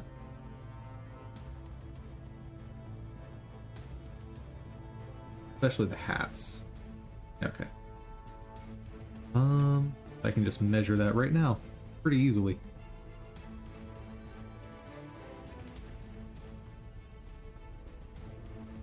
There we go. If anything, it actually needs to go down a little bit.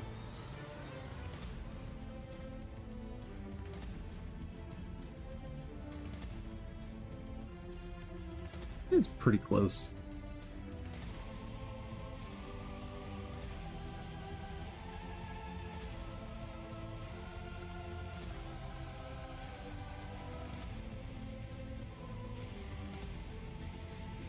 Good enough.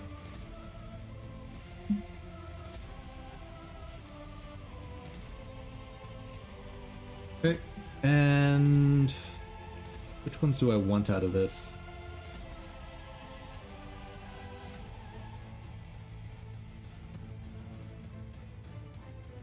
I mean, hair kind of tests this already.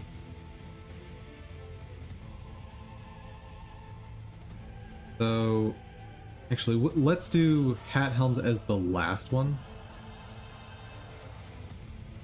And because if I don't have time for it, I'm fine with that.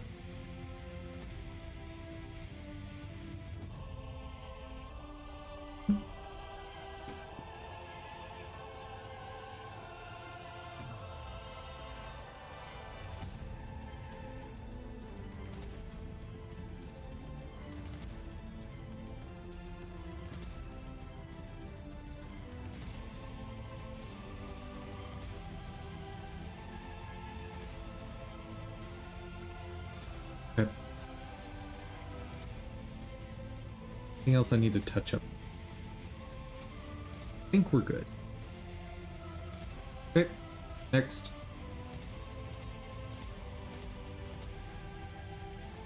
Fields. That's in the same boat as weapons.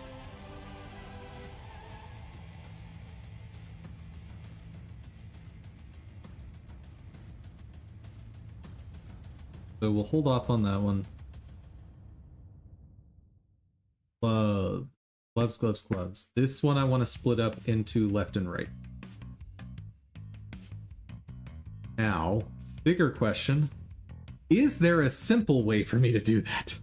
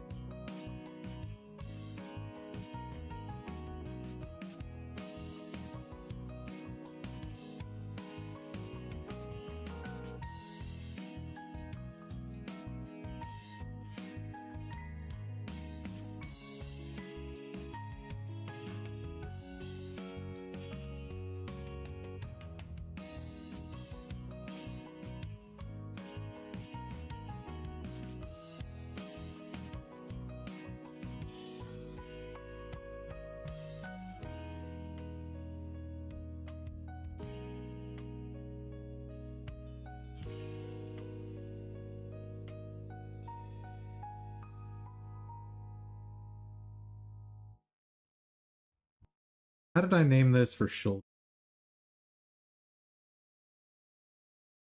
Shoulder.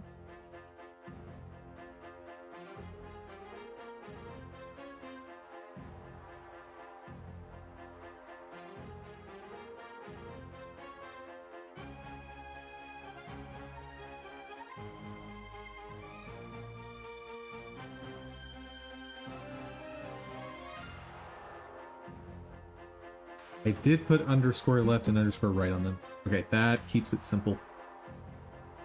All right. Okay.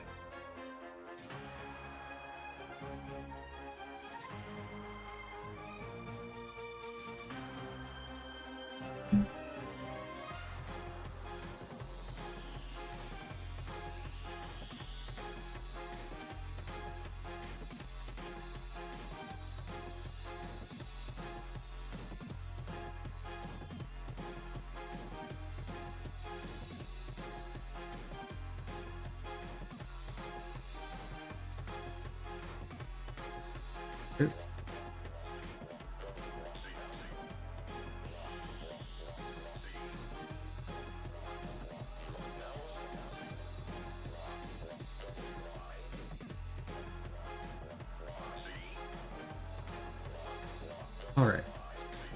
Have 3 of each now. Awesome.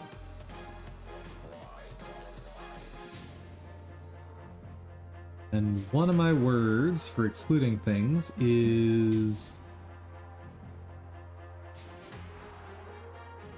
I want to remove backups.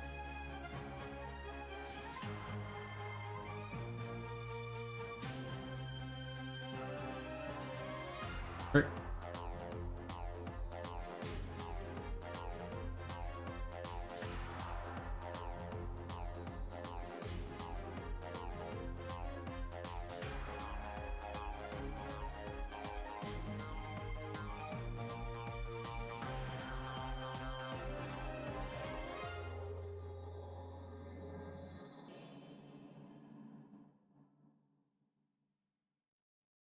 Beautiful. Wizard glove is going to be its own thing.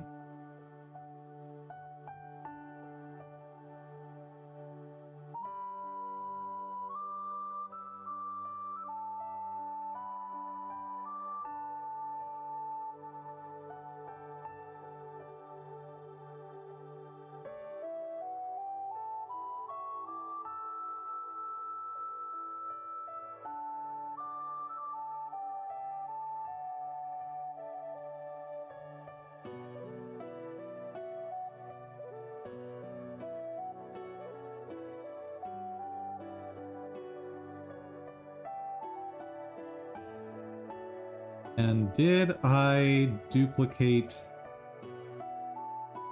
any animations by accident?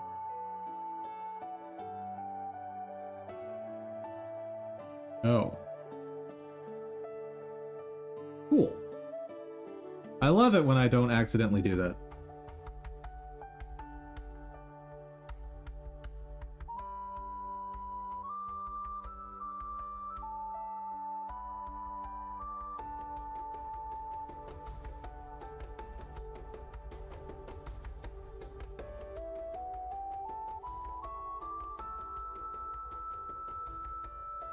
Hey.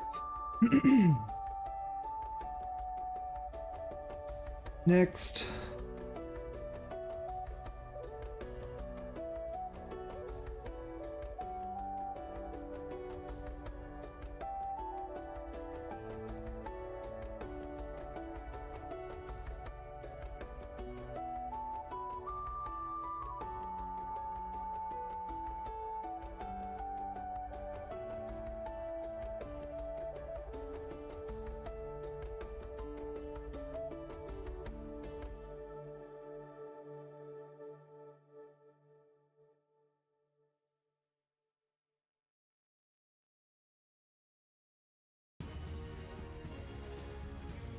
Okay, now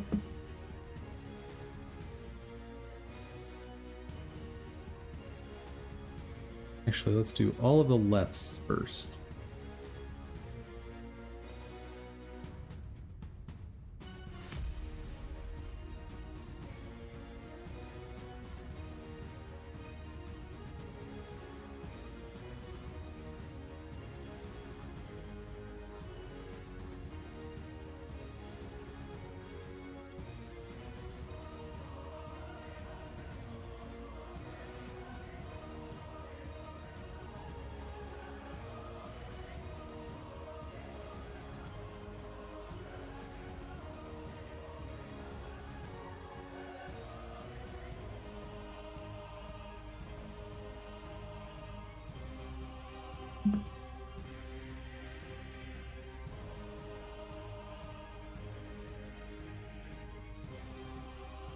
Can I multi-select and then go into this view?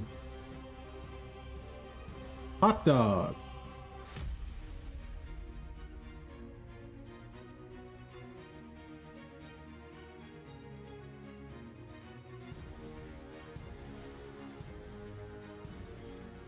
That is all the left hands. Nice.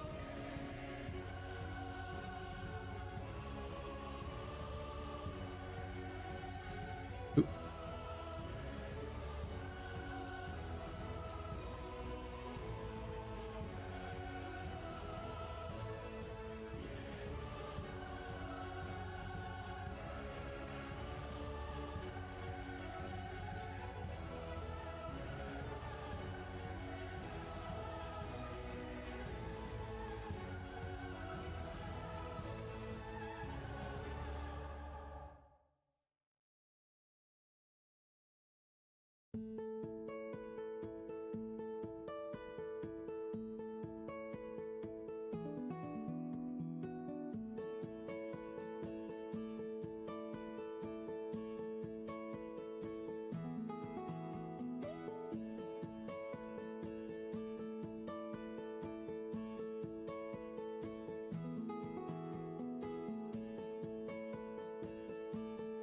And probably the most troubling one is this. Ooh. Oh, that's the backup. We're fine. Those two. Gloves 6, left and right. Oh. Didn't do this yet. Well, hold on. Let me finish this thought. Get onto that. Meshes.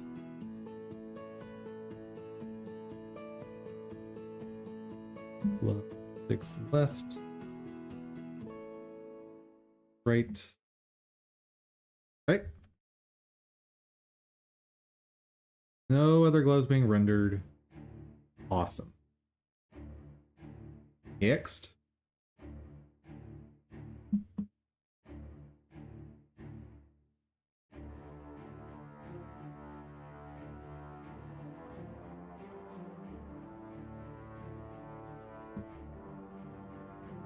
Run it. Layout. Empty. You are way too high up there. And there are animations where the hands go upward. So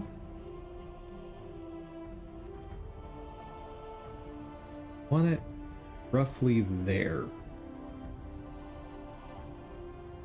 Like the highest one is going to be the victory position, right? Oh, it only ever goes lateral. It doesn't actually go up in that pose. What about one of these? Relative to the camera position, it goes up a little bit.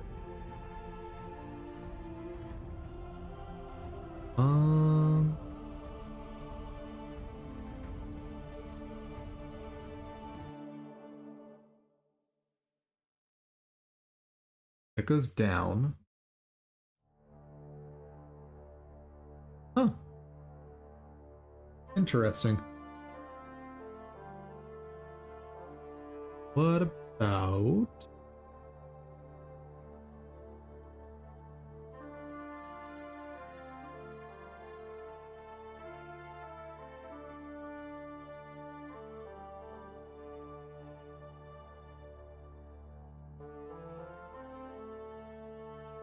That is not insignificant movement.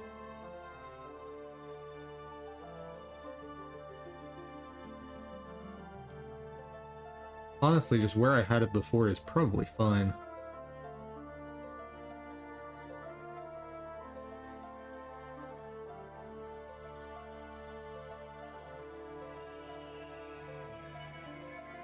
Around there, I think.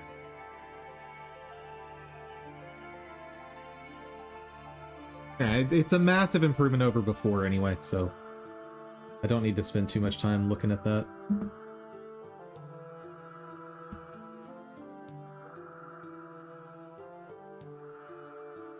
Four gloves, meshes, 6 left, right. Save it. Tester render, nothing showing up. That makes sense.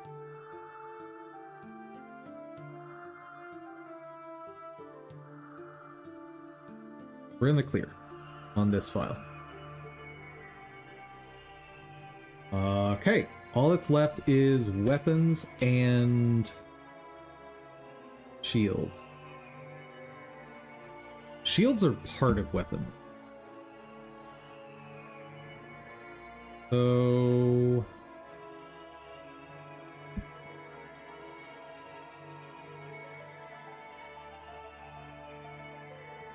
what was the one that I said I was doing last? Shoulder, I'm overriding the meshes. Hair accessories, I'm not overriding meshes. Yeah, not overriding the meshes in this. They're still gonna go 40% faster than before. Because I've taken out 2 stances, so that's fine. Hair is the other one that I'm not overriding. Oh no, I am overriding meshes. There was another one that I'm not overriding meshes, right? What was it?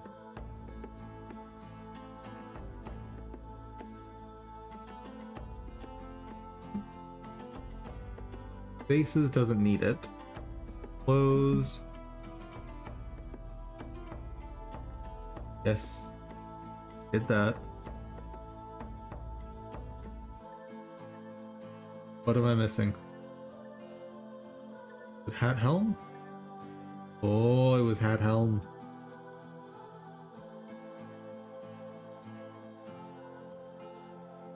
Hat helm is probably the priciest one out of all of this. Yeah. So hat helm is last for the day.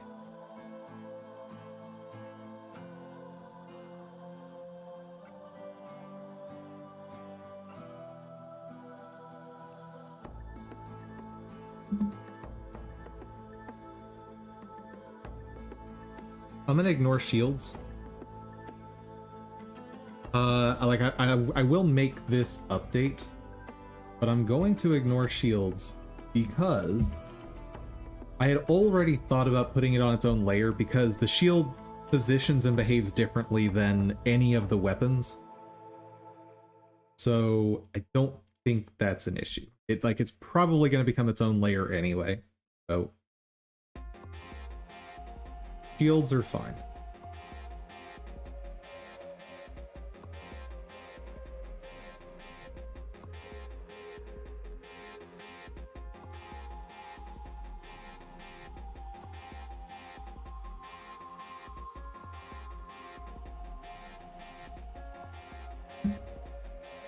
Stuff.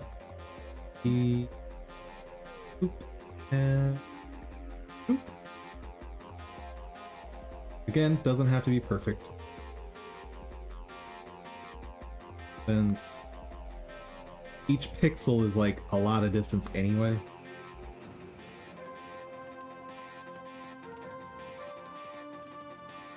Okay.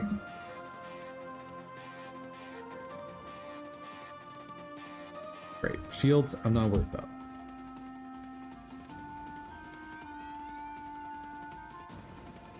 Weapons, however. That's not weapons. Oop.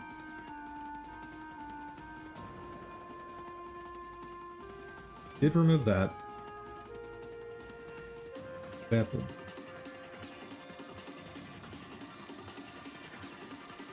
Thing is, there's a lot of variance in the weapons.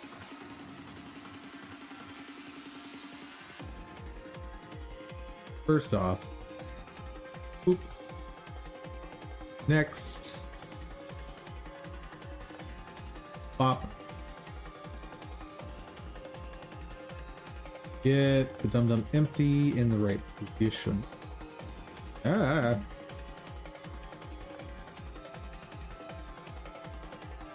Honestly, with the amount of variance there is in the weapons, I'm tempted to just do the whole thing.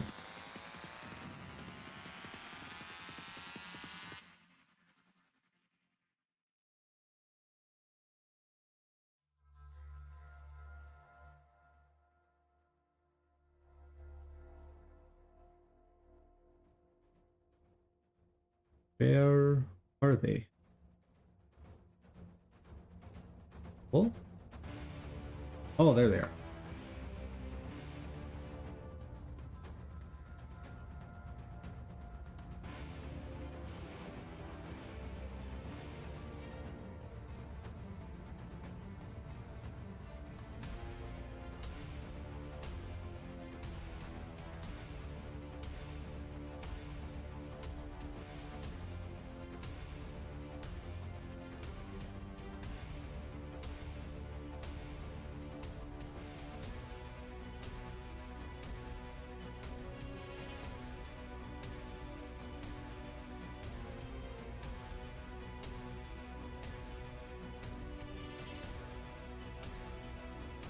And because gloves are now their own separate entities, I'm changing the way this renders.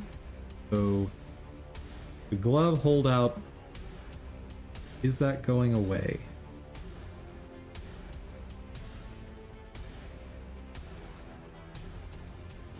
No. Nope, nope, that needs to...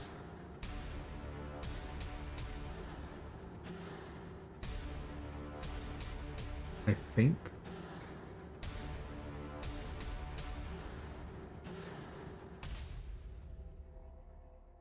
I don't know. But part of the issue I ran into was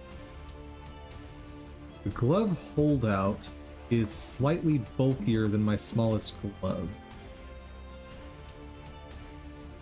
Which doesn't make much sense considering I created it from this glove originally. Don't really get that.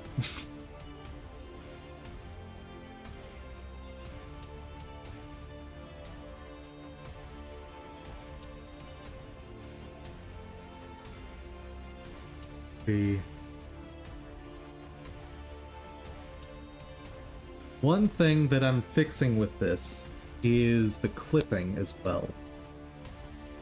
Oh.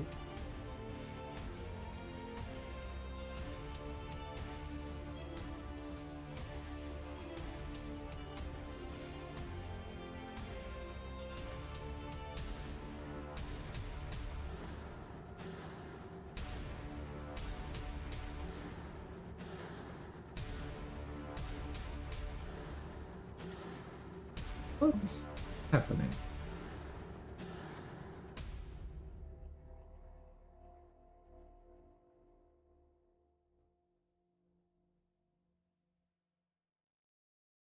Have different scaling? What's going on?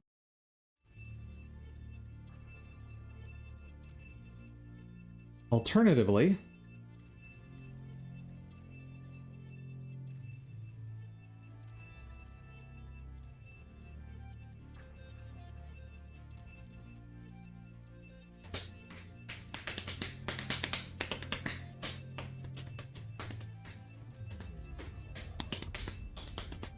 I do need to separate the holdouts.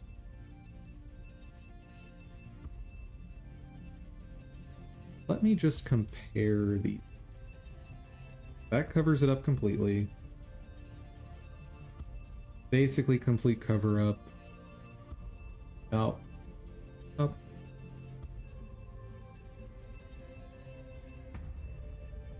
This is based on the wizard glove. Is it so close? I don't know how that was happening.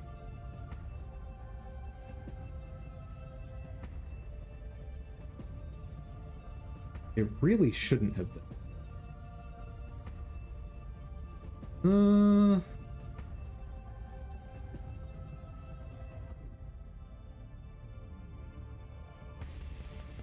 I don't want to change this variable in this run. There's already a lot changing. So.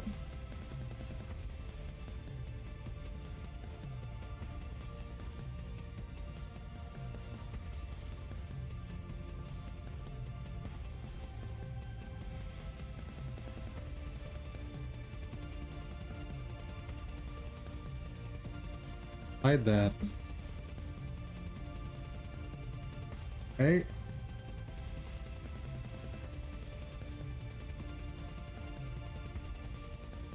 Left one, modeling.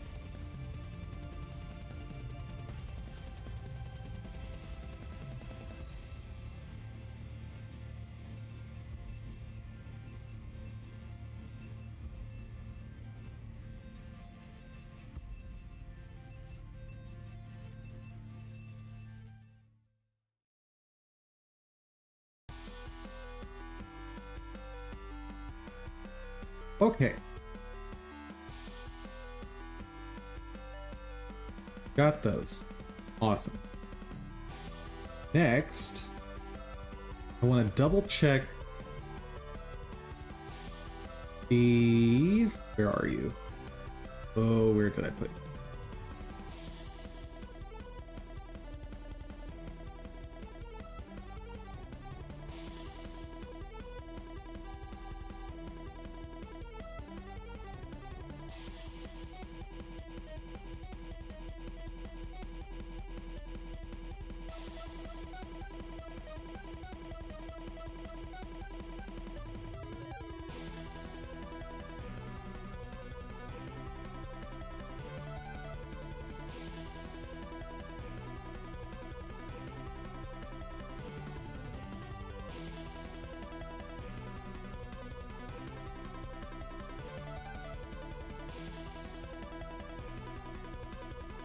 Okay, it is going halfway through. I already did the thing I was thinking about doing. Good.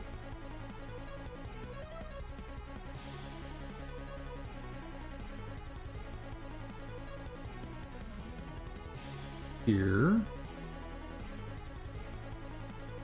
Weapon. There you are. Yep. Good. Good, good, good, good, good. And final touch. Oh boy.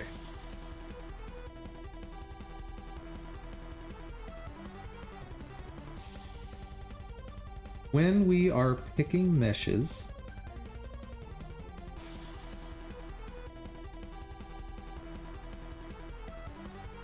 set up mesh. Mesh name is that.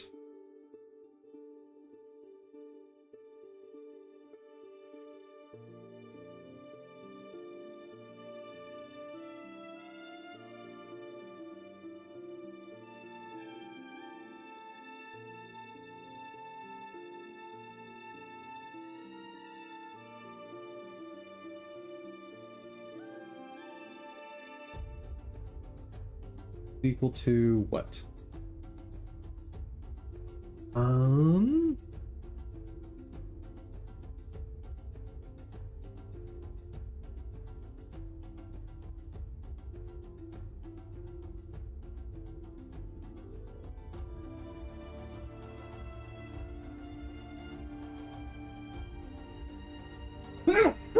Excuse me.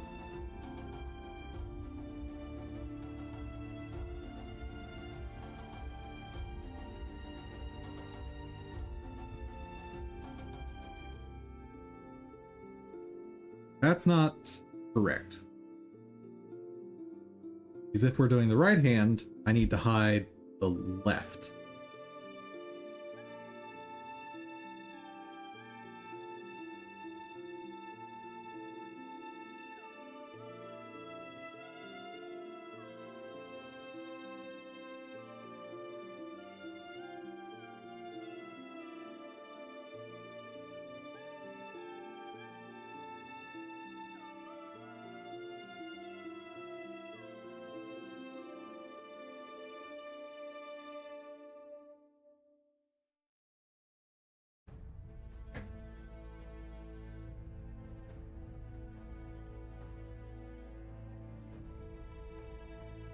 Guess I should add handling for that. That's not quite right.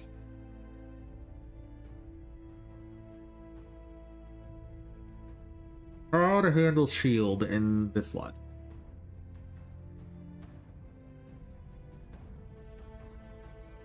So if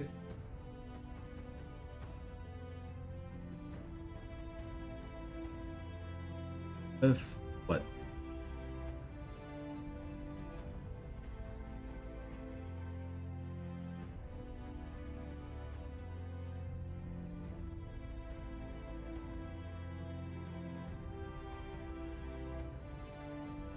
Let me just do this.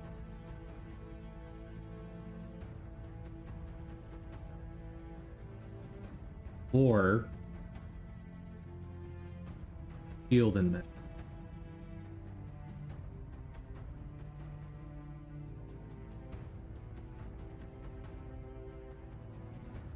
Okay, I think that works. So if we are rendering a right-handed weapon, then we hide the holdout on the left. Yes. If we have a left-handed weapon, we hide the holdout on the right. If we have either-handed shield, hide them.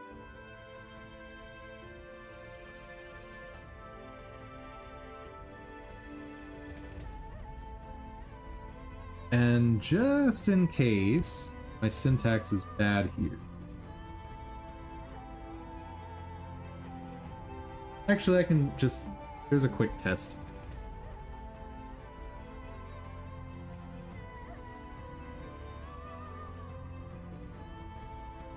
Where are you?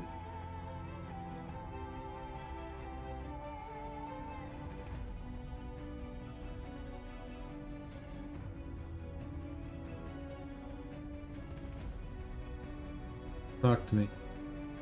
Ran. Or is running, I should say. Thing fallback.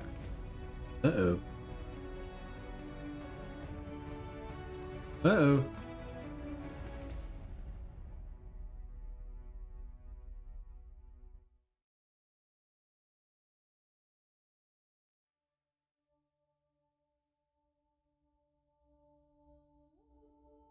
Did I make an infinite loop? Shouldn't have. Because I've used this file before to render stuff.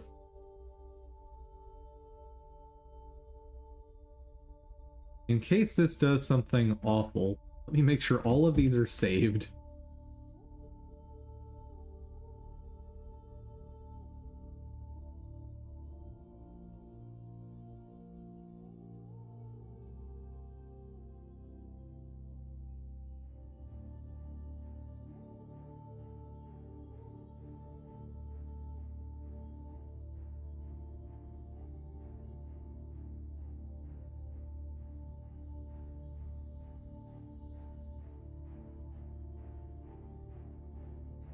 And did I...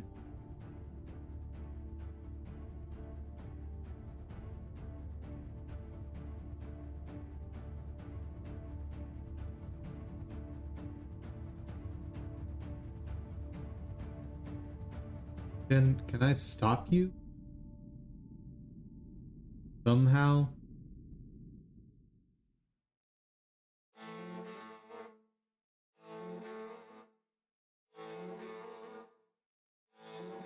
They're like a stop.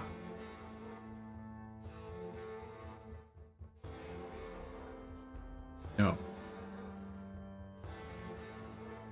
Okay.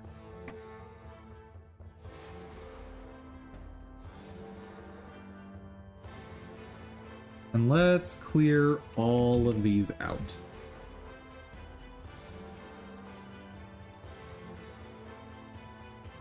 Probably shouldn't have done.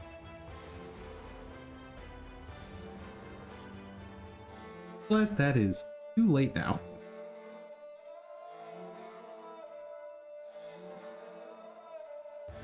So, back up there.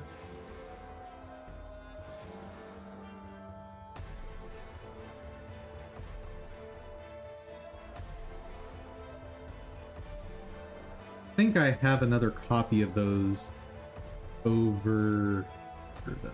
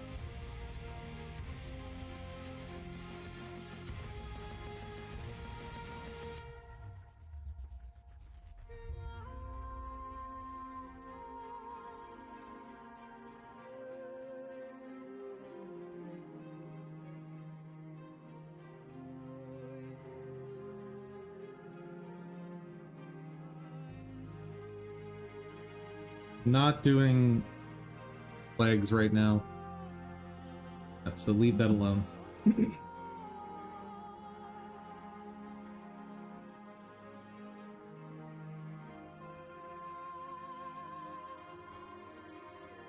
Okay.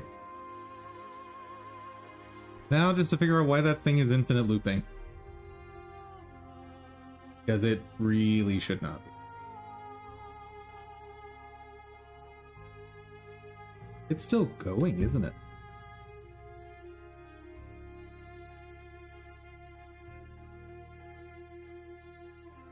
Huh.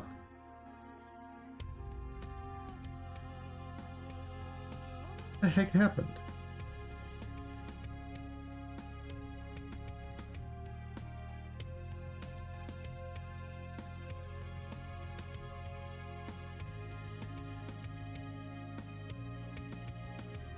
Hit top pass, we reset. Fine. Nothing harmful there.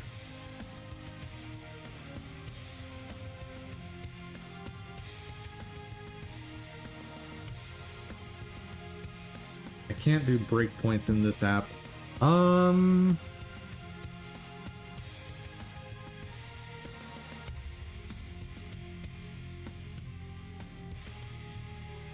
do I do?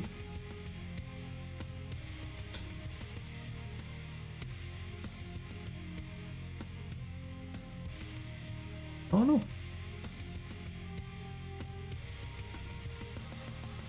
I feel like it should have died by now.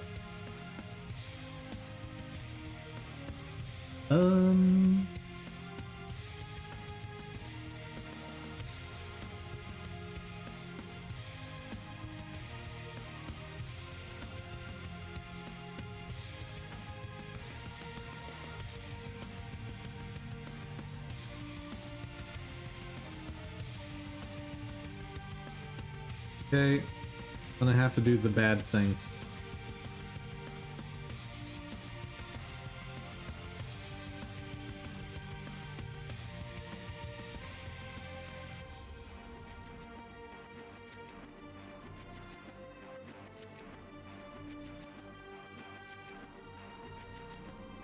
Talk to me.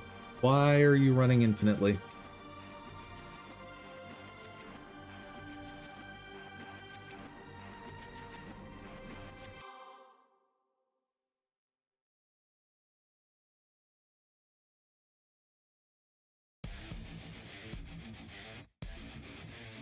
Okay, 35 meshes is not crazy.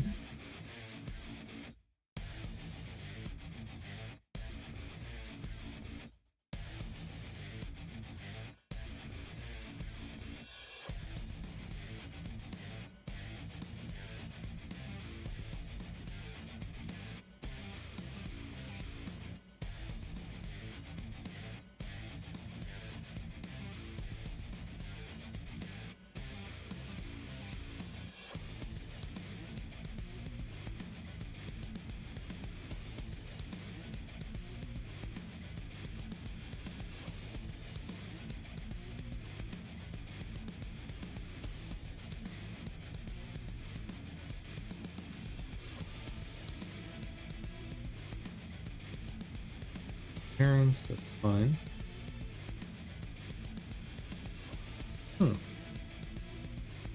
How odd.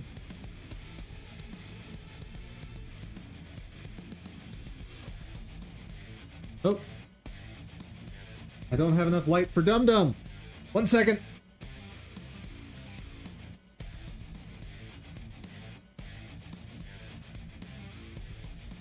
There we go.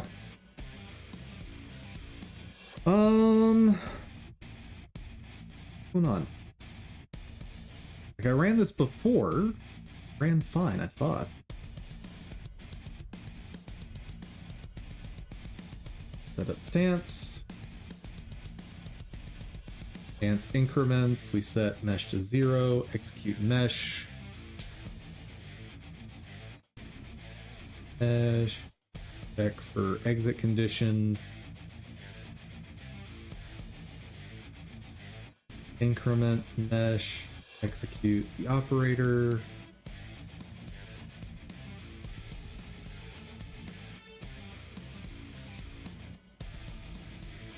Maybe it's just too much.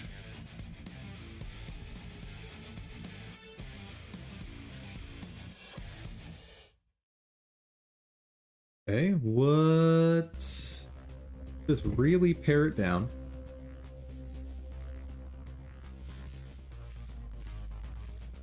I'm not actually rendering anything. Okay.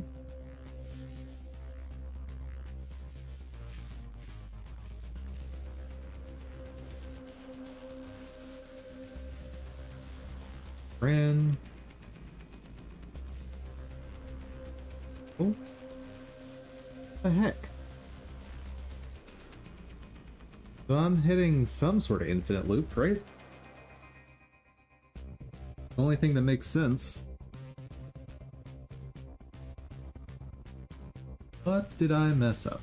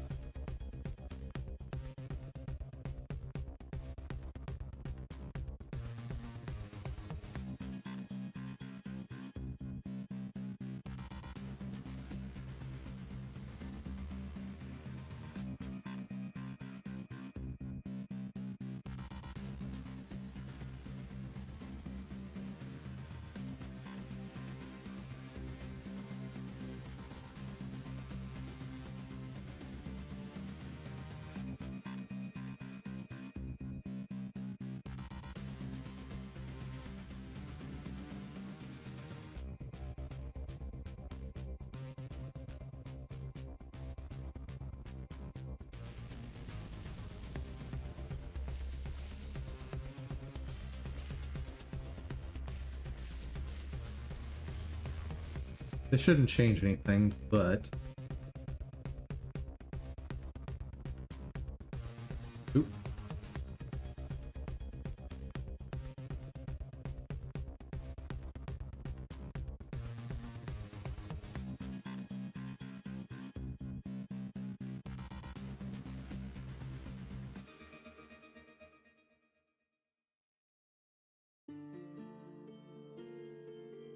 Still failing. Right.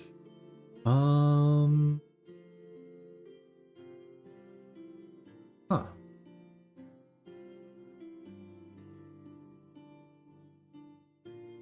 How odd.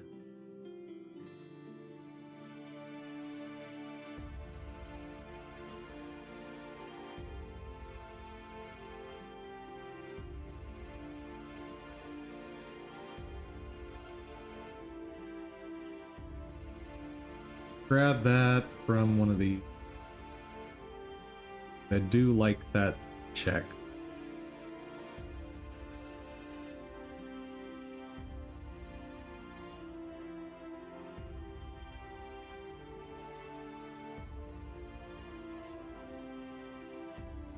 Oh, it's already... Guess I didn't save. Let's do this.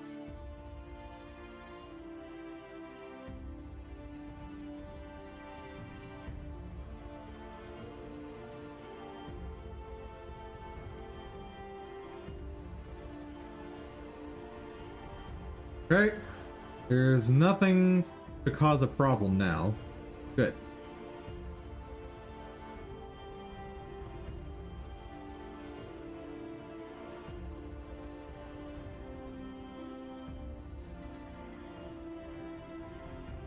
Okay. No infinite loop there.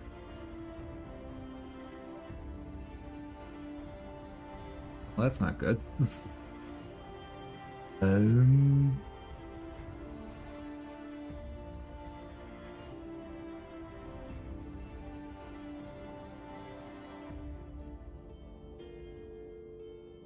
Is it that?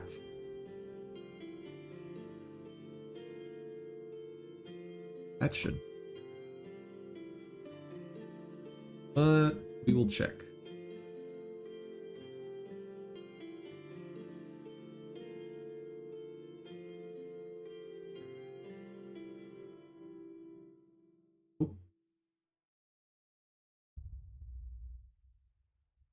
Okay.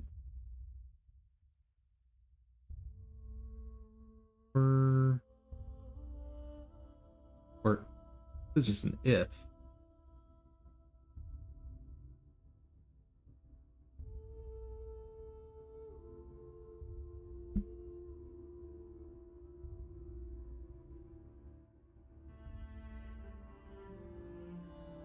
Ooh. Ooh, ooh, ooh, ooh.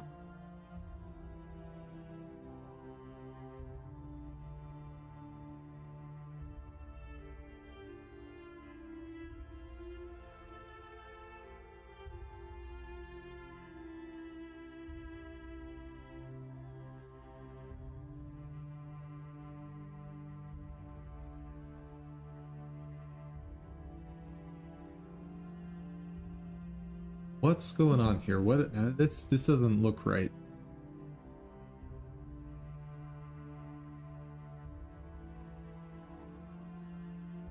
So if the mesh has a modifier,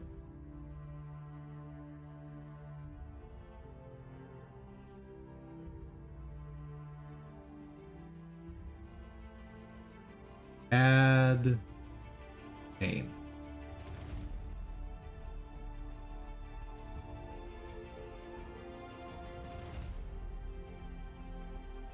Okay. Then we execute this operator. It goes back up to mesh. If it's a shield, it actually shouldn't be happening here, but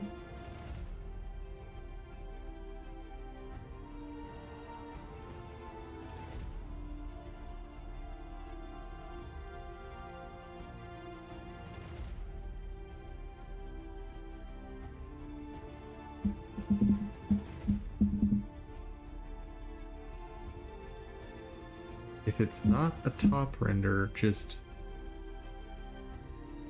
get out of there.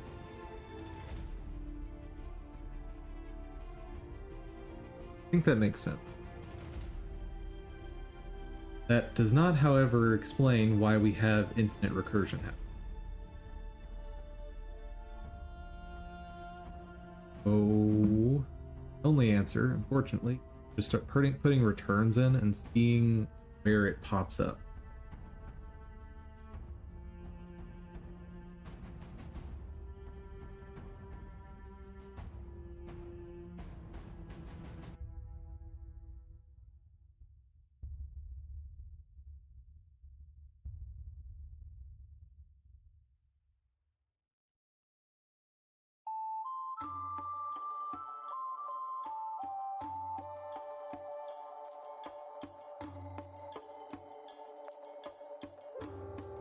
Oh, that's not good.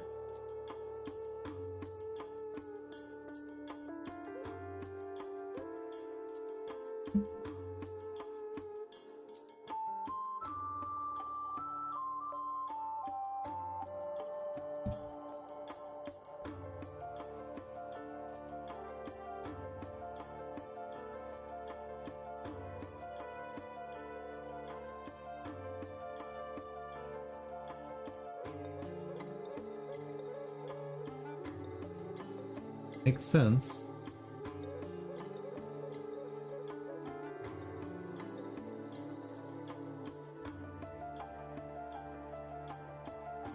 So, in what situations is this not increment?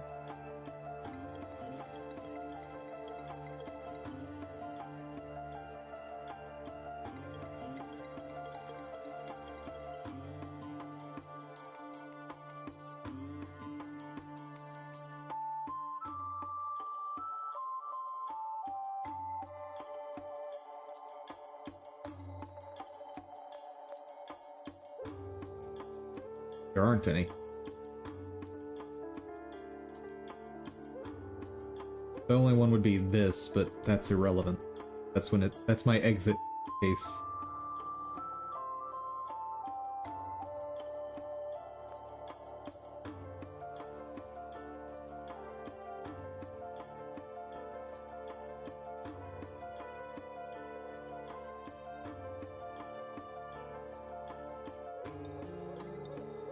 The only line that that's left to cause this is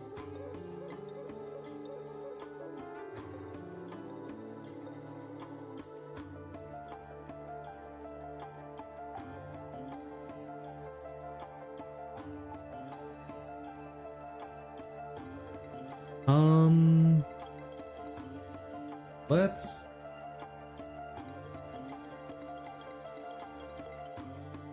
do this.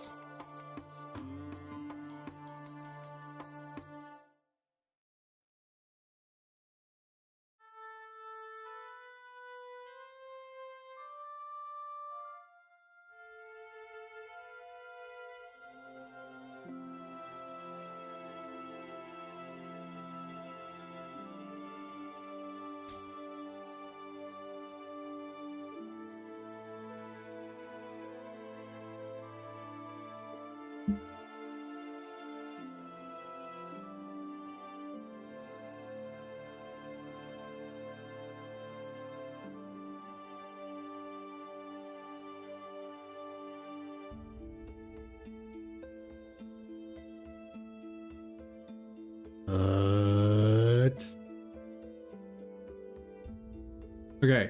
Let me show you what I'm seeing here. So it's printing out the exit case. It's printing this. So did I do something dumb here? Because I'll be real, if this doesn't print out, I'm fine with that.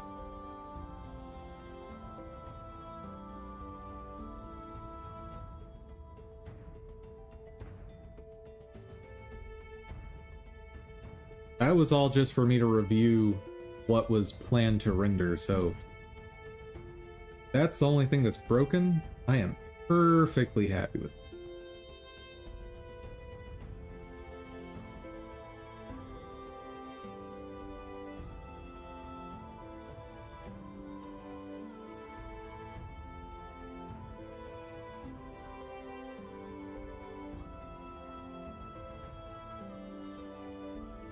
What?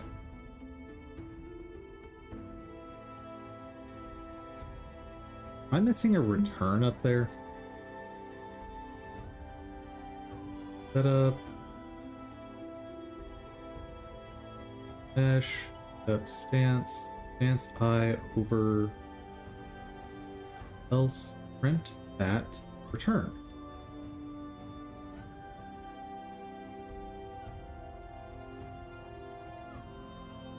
Okay, talk to me. Find everywhere this is called. We're in the exit condition. Set up stance. Turn. Okay. That's safe. The logic I have everywhere.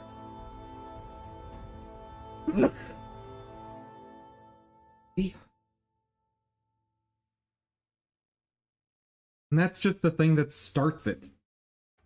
Blah, blah.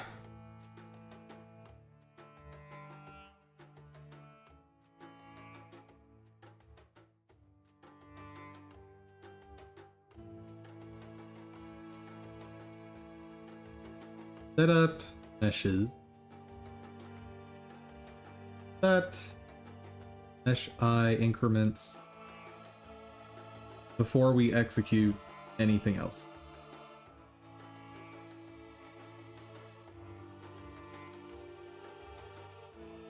Mesh I greater than or equal to like meshes. Stance. Return.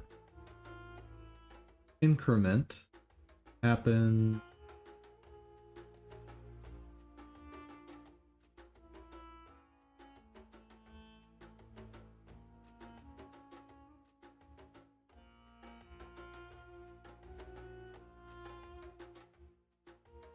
Thing is, that's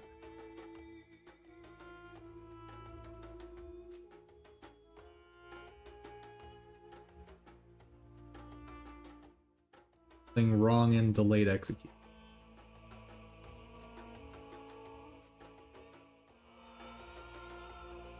Wherever the heck I put that.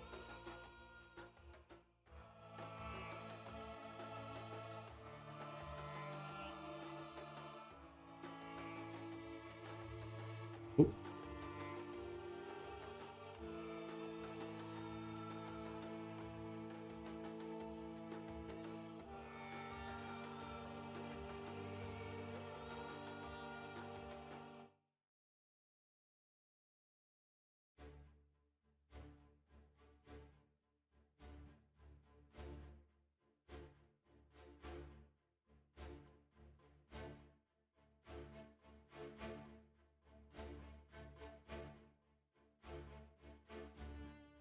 Let's try again.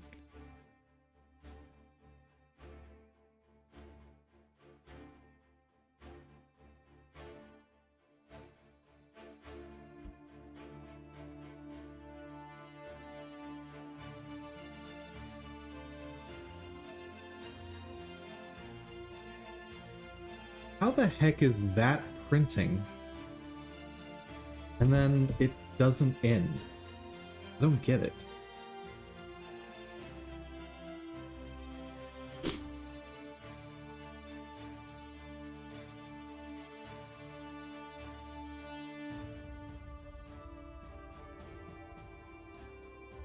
Like, even if somehow it was getting to here, which it can't.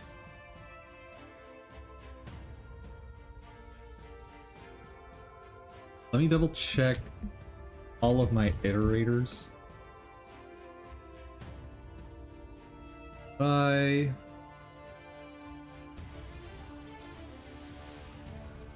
an idiot. No, I'm not. No, that's correct. Come on, dum-dum. Have a little more faith in yourself. That's correct.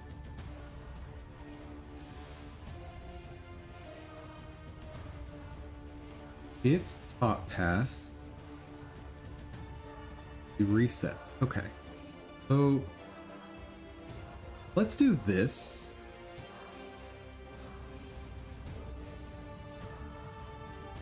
I'm curious if it still has a problem if I have this.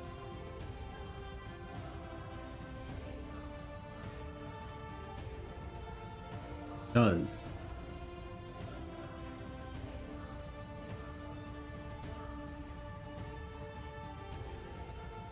What does that mean?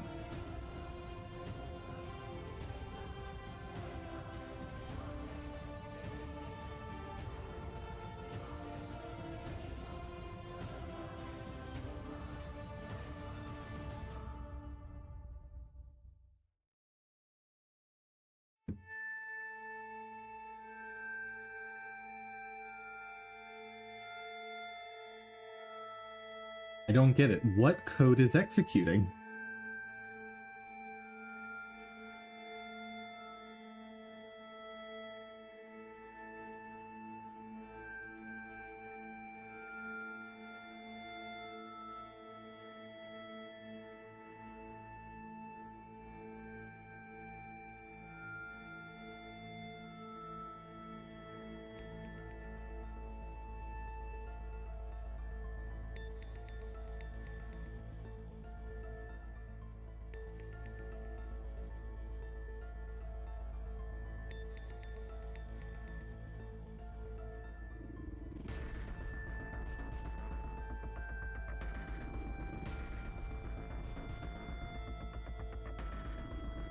That actually run? Yeah, it's running. So where's my printout? Hold on.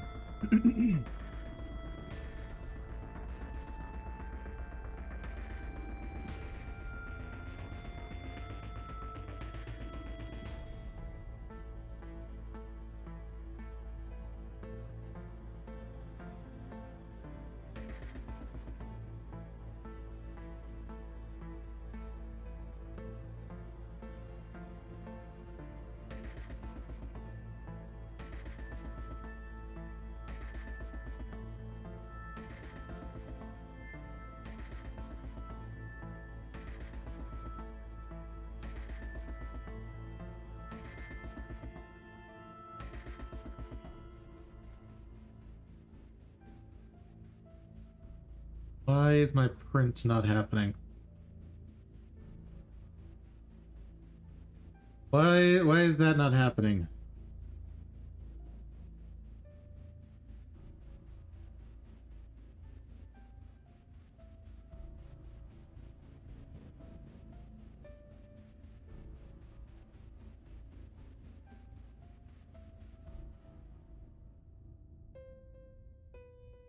Behaving like there's an error in here somewhere, but I don't know.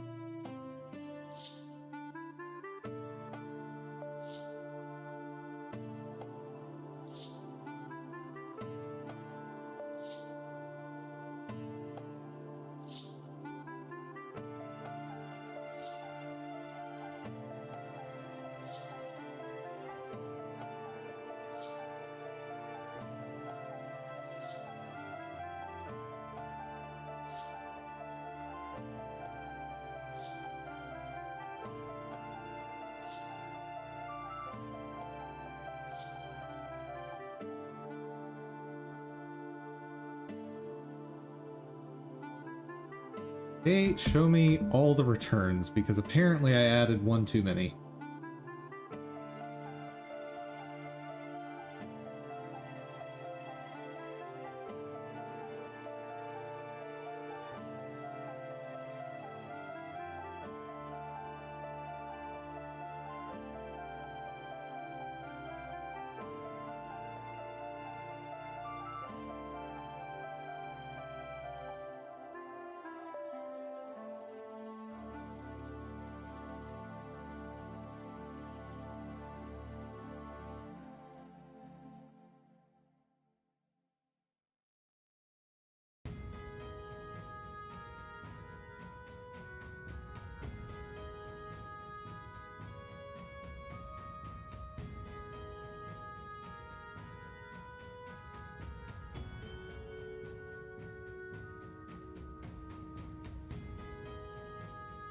Everything's different, but it's running differently.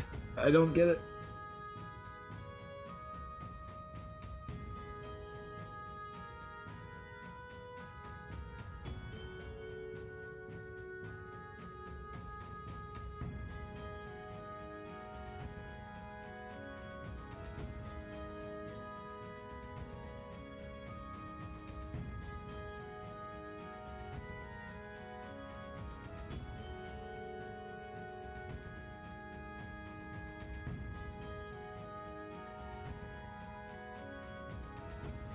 The thing is, with this stupid bug that Blender has with the dependency cycle detection, if there's an error embedded somewhere in here, it's going to be harder for me to find.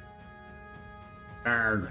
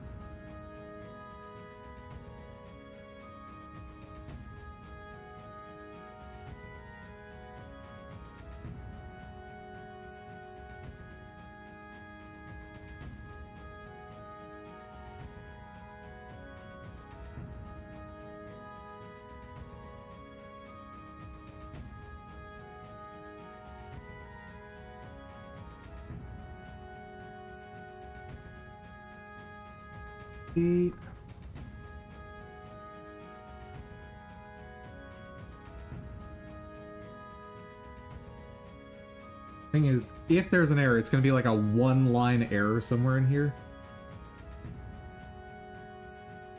Just hiding amongst all of this garbage.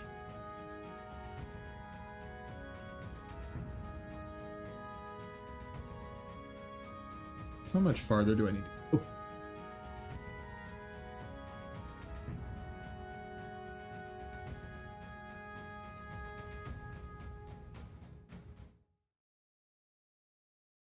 Good lord.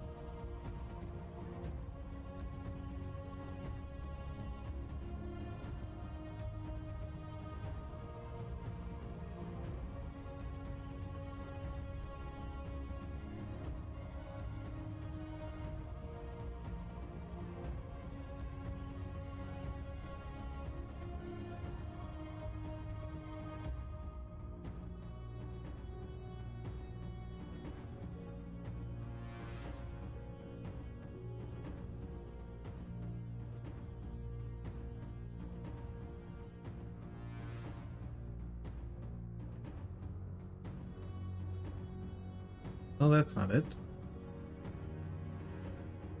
Um...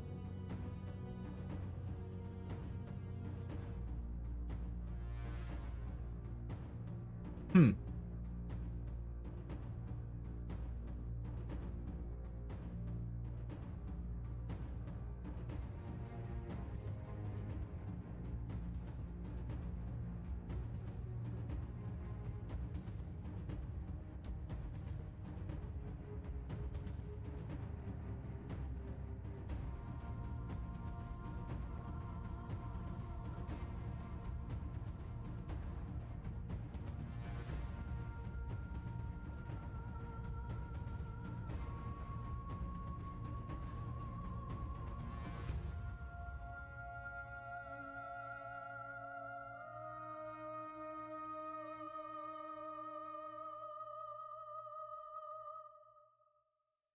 Well, it's not infinite looping anymore. Problem is, it's not doing much of anything.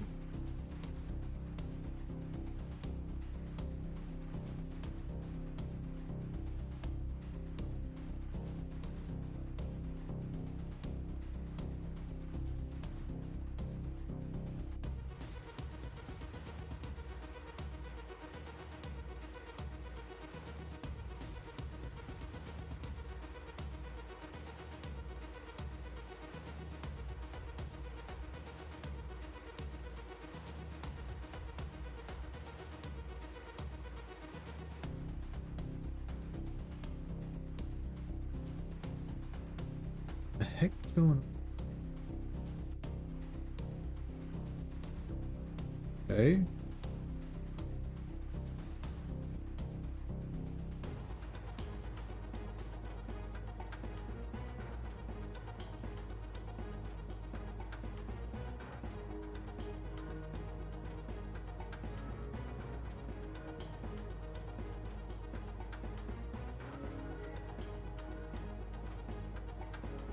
Would love to know what the heck I did here.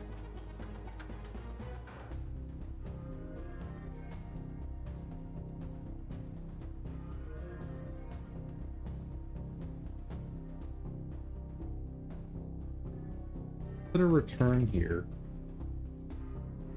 So, clean run. Absolutely nothing happening. What's going on?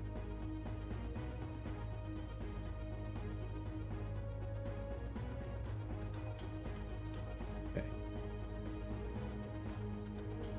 Get my spaces.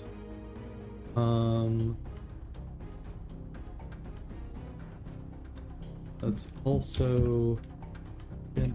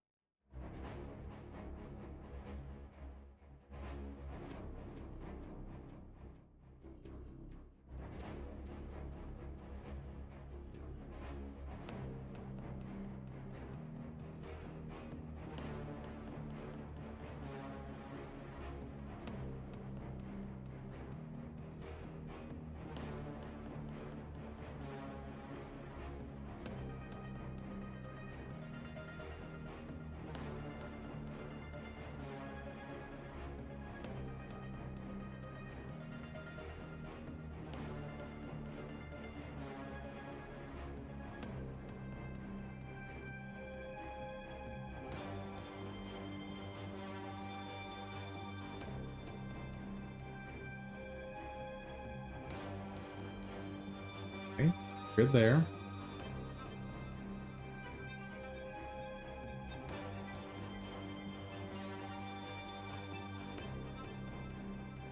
I need to end stream. Really need to end stream, but I want this working.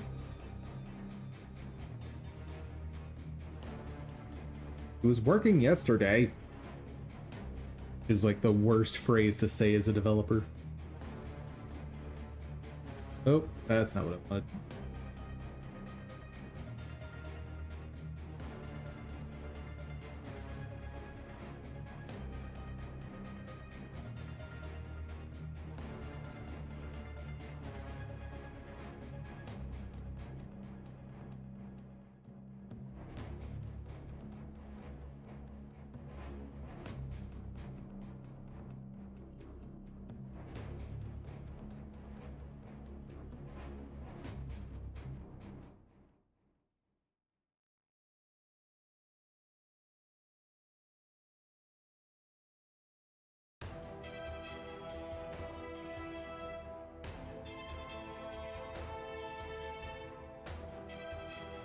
Oh. Ha! I see one problem, maybe.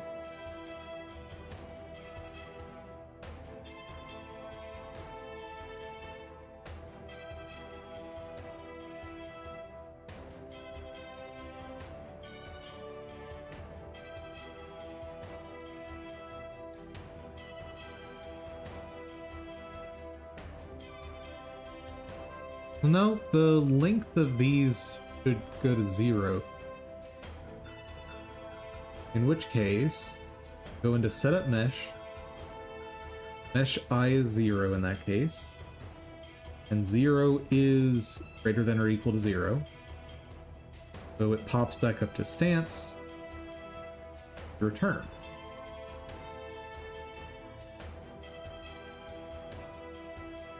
That's correct.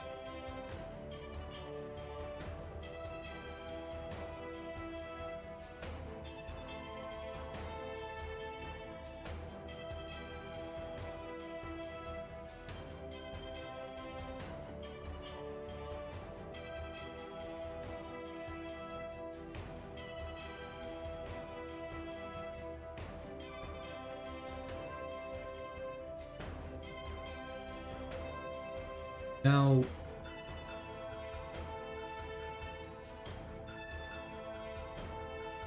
it takes care of that.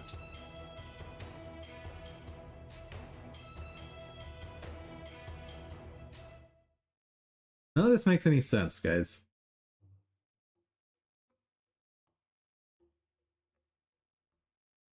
Here's what I'm gonna do. I'm gonna close that. I'm gonna end stream, and I'm gonna start the renders. If I have time, try to sort this out without having a billion blend files. I don't think those are the issue. But I don't know. Blender is a monster that has terrible time with everything, so hopefully that's the issue and that'll resolve everything and we can move on with our lives. But that is something you guys will have to tune in tomorrow to find out if I've lost my mind. So, where? There you are. Everybody, thank you so much for joining. I hope you had fun. I hope you learned something. I know I've been learning a lot.